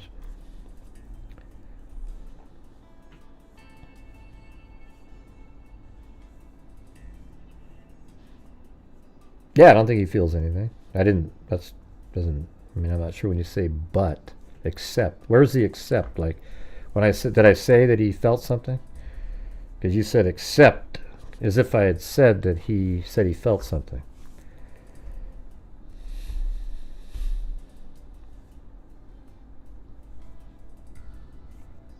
Yeah, there you go. Autistic path. I mean, let's look that up. So I'll show you what I was looking at the other day. Let's see. Autism. Can someone with autism be a psychopath? And it says, while the combination is rare, see, but that exists, and he's one of those rare people. It's possible for someone with autism to also exhibit psychopathic traits, though not all individuals with autism will be psychopaths. Well, of course. I mean, I'm not sure why I need to put that sentence in there. Autism and psychopathy have some overlapping traits, particularly in the area of empathy, but they also have distinct characteristics. You know, empathy, both autism and psychopathy can involve difficulties with empathy. See, he doesn't have any of that. But the nature of these difficulties differs in autism. The challenges are often in cognitive empathy, social interaction. Both conditions can affect social interaction, but the reasons and social interaction. So this is kind of what we've been talking about. Both conditions can affect social interaction, but the reasons and manifestations differ. Autism individuals may struggle with social communication and interaction due to differences in how they process information and perceive social cues. Psychopaths, on the other hand, may manipulate and exploit others for their own gain. See, I think he's both of those, see? I mean, that's exactly right. I think he is both of those together. Isn't that weird? Because can't you see that? I mean, you can just tell by his interactions that he absolutely doesn't perceive social cues, but then he also manipulates people like that. Isn't that wild? Overlapping traits. Some studies suggest that autistic individuals may exhibit callous and unemotional traits, which are also characteristics of psychopathy. Additionally, both conditions can be found in forensic settings, although there's no evidence that individuals with autism are inherently more prone to violence or criminal behavior. Co-occurrence. It's important to note that the co-occurrence of autism and psychopathy is not common. When the two conditions do co-occur, it can lead to additional challenges in social and emotional functioning. It also is possible for individuals with autism to exhibit psychopathic traits without having a formal diagnosis of psychopathy. Maybe that's it right there. See? Maybe that's it right there. But it may, you know, when you say he doesn't have a formal diagnosis, well, couldn't that mean he just hasn't been diagnosed yet? In conclusion, while autism and psychopathy are distinct conditions, there can be some overlap in traits, particularly in empathy. The co-occurrences of both is possible but rare. Individuals with autism are not inherently more likely to be psychopaths, and the two conditions should be understood as separate, though potentially overlapping. Now, what do you guys think? I think that might be what he's got right there. This thing, right, that one part I was reading was it was perfect. Like right here, this social cues. You know, both conditions can affect social interaction, but the reasons and manifestations differ. Autistic individuals may struggle with social communications and interaction due to differences in how they process information and how they perceive social cues. Psychopaths, on the other hand, may manipulate and exploit others for their own gain. Almost feels like that's like right on the money right there. Crazy, right? That's crazy. Because I just think, you know, that one. What was that one? What was the one sample that we talked about tonight? That was not. There was no sexual connection to it at all, and you could just tell he was lacking. Oh yeah, when he got on the Zoom call, like he goes to an office to discuss the, you know, rewording of a test or something, and he goes, "Oh, I got to make a Zoom call," and you would assume he'd go out and make a Zoom call, but he stayed right there. And he started doing the Zoom, and the two other people had to wait for him to get finished. See, that's like really weird stuff, but there's nothing, it's not a power trip or anything. It's just, you know, he didn't, social cues sucked right there. But then those other instances, seems like he does do the power tripping thing. So, you know, it's kind of weird. Pretty weird.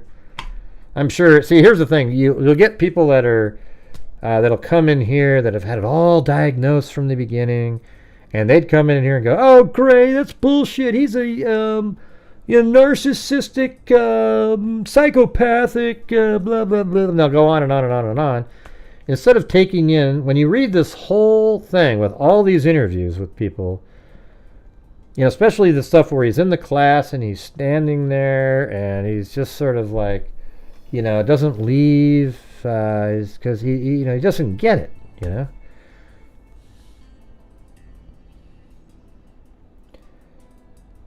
Yeah, he's a it's pretty wild. I have to admit. Hey, Mary Tenor, did yours show up on the screen? I was reading. Did it show up there and say, "But Gray, I'm never And by the way, you can put in a message on your coffee, and that'll show up there too. And it'll say, "I'm never watching again," and then it'll say your message. Oh, cool. All right. Thanks, Mary. Let's try to fix that right now. Let's see what happens. Let's see. Buy me a coffee. And then let's say that's right over here, and then the let's see, it's the stream alerts. All right, so this is what it looks like right here.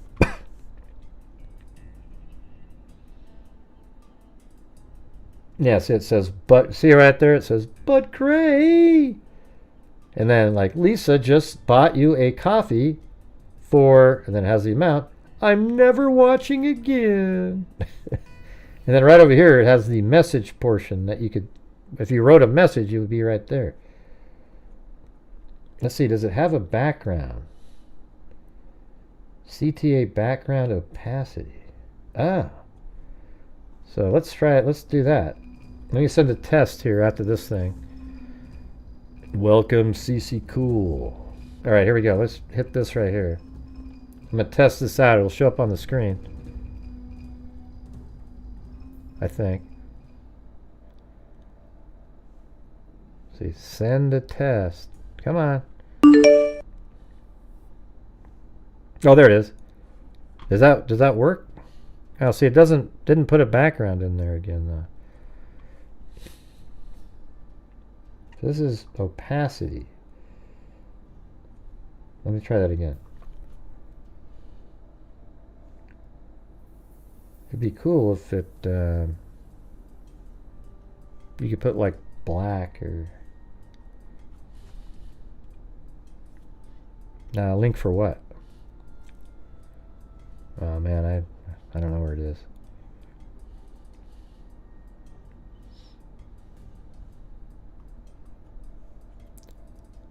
Come on.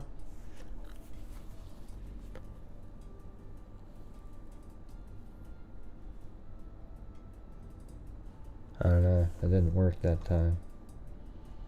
I see it right there. I want it to kind of look like that.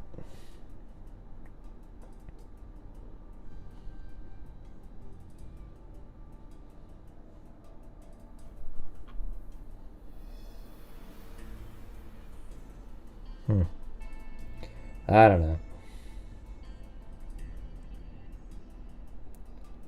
And I could make it green, or what color should I make the maybe I'll do it like that. That looks better. Or maybe like that. There you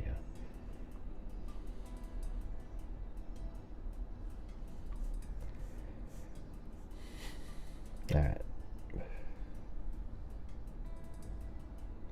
Do I need to redo this then, or?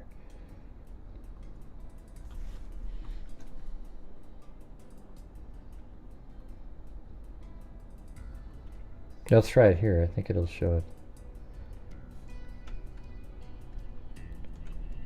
it. Why does it have that weird mark on there?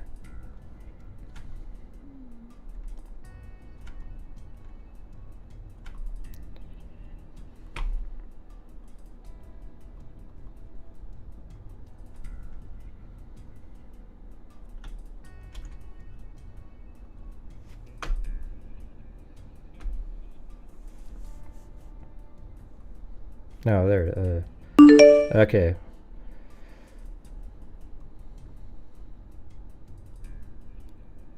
So I see that. Is it over here now?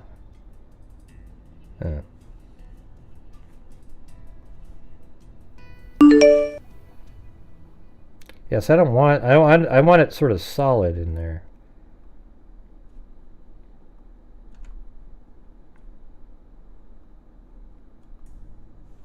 Okay, let's try that down there with this again. Now let's try that.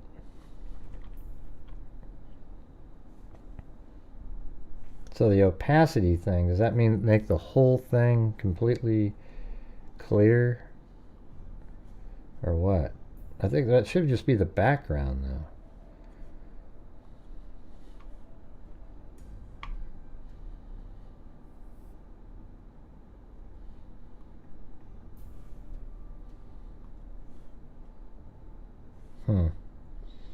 Let me try this link again.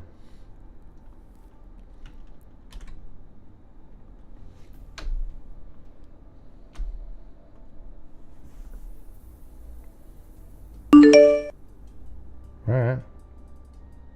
I see it. Let's try this now. Okay. So let me try it one more time. Now that I got that shifted over there, let's see what happens. I'm just testing this out, you guys. Trying to get it right.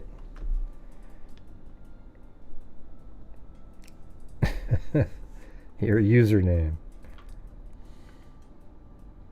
All right, let's test it. Okay. Go to the upper left. Ah, no, see, it didn't do anything different. So I guess it's just, you know, I got to put it somewhere. It doesn't. Well, you know what I could? Oh, no, I can do this. So if I take the coffee on the, okay, here we go. Just blurting out loud here. So it's over here. So if I do send a test.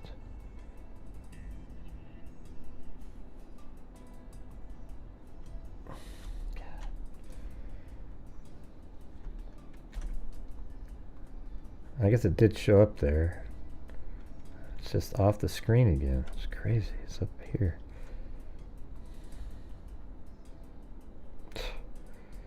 stupid.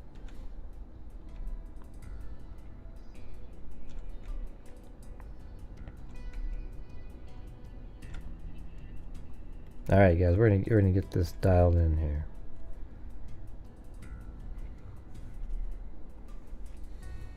I'm just sending tests over. All right, but I think in here, if I put a background, I add a color source and make that just black, actually, like this. And then I put it behind it like that, and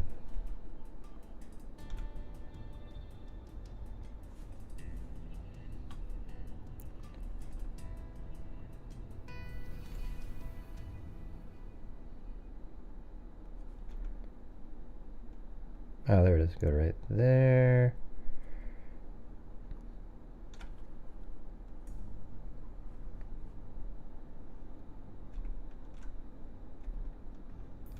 Here.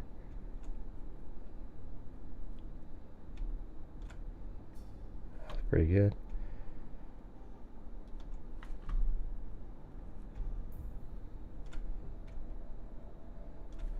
All right. So I think if I go out here now and oh wait, because that one doesn't have it. Hold on. If I remove that coffee and then import it back in, scene, buy me a coffee.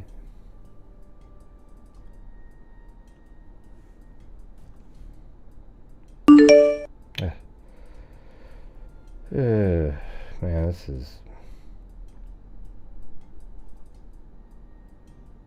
Okay, this has a... Oh. Well, now that backdrop, the backdrop is gone. Let me try it again. Maybe it was a different name. Hey guys, I'm just trying to make this so it's good on here. I know it's not entertaining or anything, but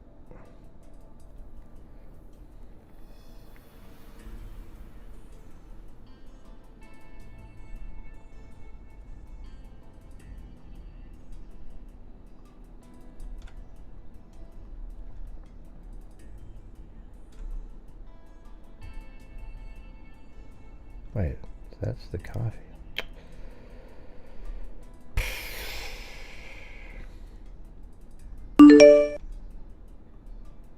Isn't this fun? Gray, I'm never watching again.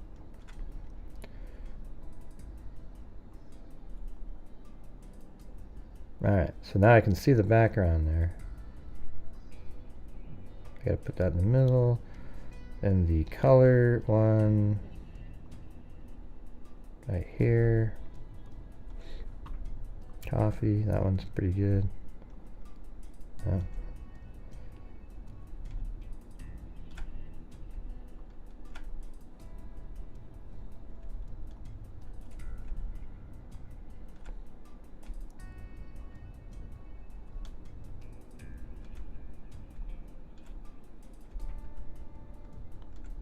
It's gonna look good, I think.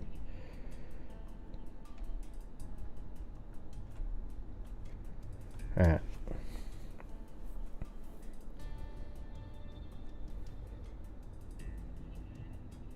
What is that? Oh, it's just going to be there? I thought it would show up just when I clicked on the... like that. But apparently the black part just stays there. Yeah, I can't really have it like that.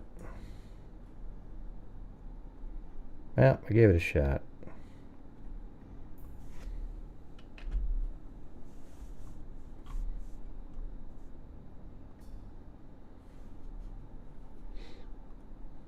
Yeah, well, it should work next time, anyways. I gave it a whirl, as they say. Hey, welcome, Katina Fabricaricus from the country of Greece. No doubt about it, right? Almost gray, almost. It was actually...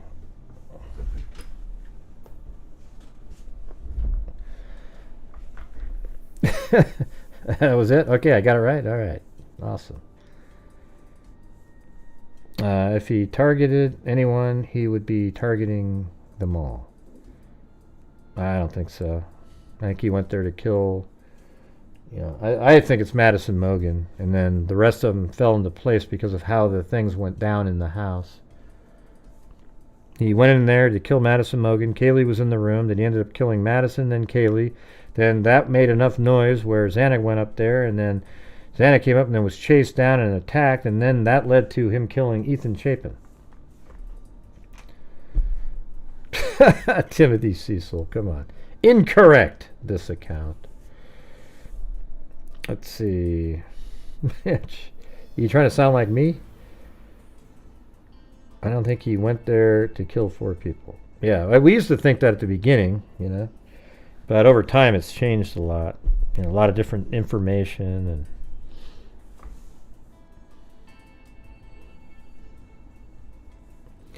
Yeah, I read, I didn't read his whole manifesto, but most of it.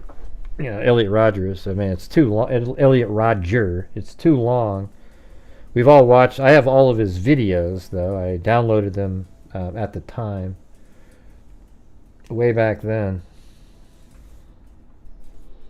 because Kaylee fought him. He brutally attacked the girls that would fight back at him. You know what's interesting? Think about what we've just been reading for the 2 days. Like, he would get really, he got so angry when somebody would, these women argued with him. So here he is in this situation where he wanted to do it his way, and Kaylee was like trying to fight back, and he just absolutely pummeled her. And then Zana tried to defend herself because she was awake, and he pummeled her too. Madison and Ethan got the least of the injuries.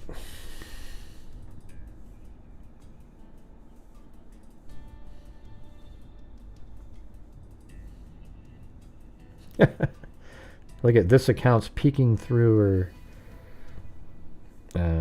let's see, her finger. Yeah, I did a whole show on Elliot Rodger and Kohberger before he was even arrested. Like, we didn't know who Kohberger was, but I compared Elliot Rodger to the killer.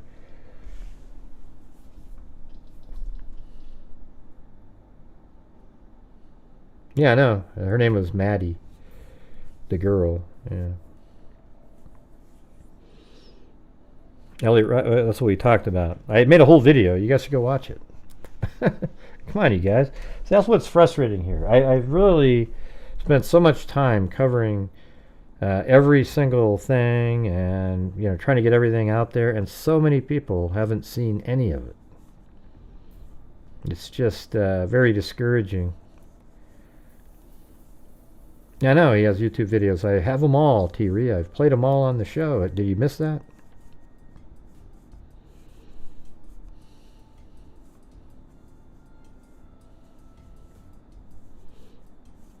Yeah, Elliot Rodger, I don't know.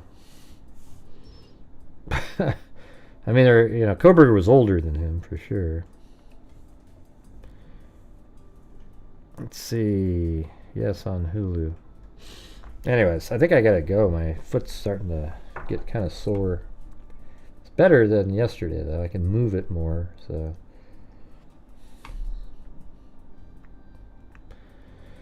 I know. I mean, I feel stupid every time I keep saying, man, you guys, I have so many videos out there. People haven't seen them, but at the same time, it's one of those things that's been frustrating me the most. You know, people run over, hey, Gray, have you ever thought Bundy was connected to Kohberger? And I'm like, yeah, I was the first person to make a video on it. Made one within 5 days after he was arrested.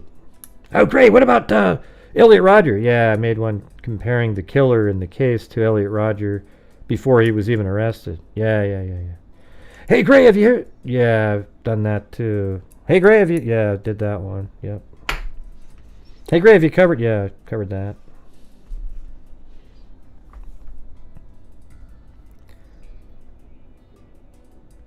No, that's not offending me. I'm just talking in general. I know you're talking to somebody else. I'm just talking about in general. Yeah, let's see. Yeah, I know you're talking to this account. I'm not responding to you. Yeah. But Gray. That's right. That's right. But it's good to, I mean, it's cool to have new people that, I mean, but go back and watch some of the videos. Now, don't watch the live streams necessarily, but go back and watch all the videos.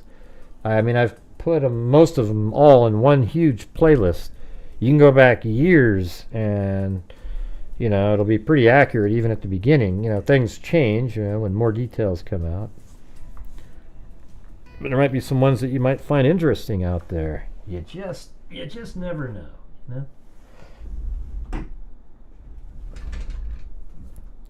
Correct. Hey, we got to do that one. Where is it? Correct. Yeah. Oh my god, awkward. Okay, bye. Bitch, please. Yeah. I think it's because I ate these couple lobster tails. I figured that wouldn't be that bad, but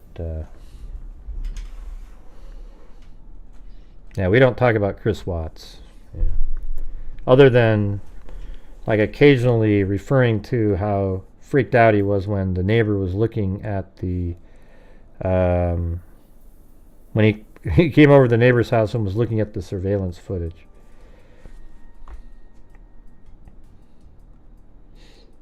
All right. Anyways, you guys went way over, an extra 21 minutes there. But I want to thank everybody for your generosity tonight. Very cool. We've got Carolina, Millennial 89, and then Ted Bundy, who went by Scott's Garage. So we had Ted Bundy, then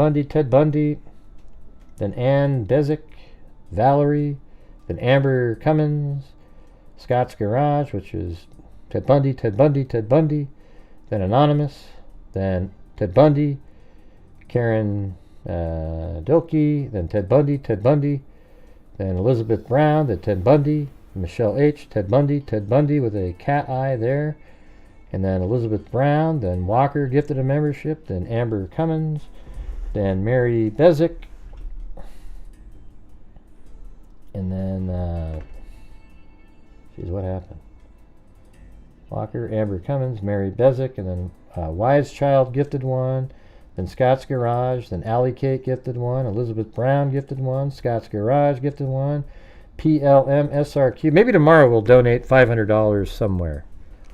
What do you guys think of that? Maybe we'll do like a, you know, maybe I'll do 1,000 if you guys do 500 tomorrow. And then PLM SRQ, did a cat eye, then Renew, Berg, then CR with the 30. I'm not sure. That's kind of a random number there. And then Art Design Studios gifted one. Then Brown Eyed Girl, gifted 5. Then Scott's Garage. Then Paul Marino. Then Scott's Garage again. And then CR gifted 5. Then Scott's Garage. Been there 8 months. Then Elizabeth Brown. Justin Motocross 1995, Digital Artist Lee, Justin Motocross. Then I gifted 5. Then we had Kim, Not Your Cup of Tea, gifted 5. Then Brown Eyed Girl gifted another 5. And then Scott's Garage. And the Scott's Garage, Larry Fuller. Kim gifted 1. Dale Gallio. Then Scott's Garage, which is, each time in Scott's Garage is Ted Bundy. Then Alley Cake. Lee Ann Bell. Dale Gallio gifted 1, then Roger S, this account, Roger S, Patricia, Joanne, Four-Wheeler Bazik, M10, this account, Patricia Grizo gifted a membership, then Katina Fabric Caracas, let's see. How would you say it smoothly? Fabrikarakis. Katrina Fabrikarakis. Right? Is that better? All right. And then she became a new member. And then we had Mary. And then Lisa Valenzuela. And then someone just supported you. But Gray, I'm never watching again. Boo! That's what they typed in. All right. That was pretty cool. Anyways, you guys, hope you guys found the show interesting. I was going to play the Adelson hearing today, but really all the hearing was let's see, Donna Adelson wanted her daughter to be a subpoenaed witness for them, but she's already cut like an immunity deal with the prosecution. So the judge said, you guys can't have her as a witness. You can't subpoena your daughter as a witness because she's already got an immunity deal. So there you go. That's kind of what the hearing was about. But all right, everybody, thank you all for being here. Appreciate it. We'll see you guys tomorrow, all right? We'll see what tomorrow brings. I still got to keep digging through these damn documents. There's so many more pages. And we didn't get to the Jack D interview. And there's actually calls with his cellmates and everything. So we'll have to get to those tomorrow. Now, not calls, but interviews with cellmates. Thought that was kind of interesting. Yep, she should have taken the plea. There's no doubt she's absolutely guilty as hell. Gray, she's innocent until proven guilty, you bastard. Yeah, I know, but I've seen the evidence. She did it. Okay? She was part of it. All right. Thanks, everybody. We'll see you guys tomorrow. And as I always say, until next time, be safe out there. And thanks, everybody. That was very cool. I think we made up for that one night that we had. Yeah, I've been doing this true crime always thing the for quite a Odinist. while now. And Always during this the whole time, Odinist. I have not seen one person. Did I say it right that last time, Katrina? Crime dissector. Oh, I said it perfect. All right. Certified human lie detector. All right, you said it. Gonna I did get it perfect. ya All right. on a stretcher if you try and play me like an old projector.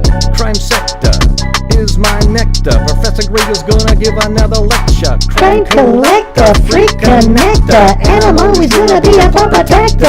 Cool deflector, interceptor, and I'm meaner than a spectre with a vector on his pector. With all respect, Just remember, I have a temper fucking conjecture. I have no agenda. I'm an agenda.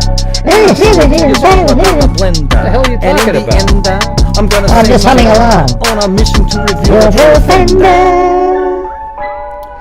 Yeah, so I'll just get right back to work. All right, everybody. Talk to you. Thanks, everybody. We'll see you guys tomorrow. But what tomorrow will bring, we don't know. But I'm sure it will be fantastic information. As always, on Grant Hughes Investigates.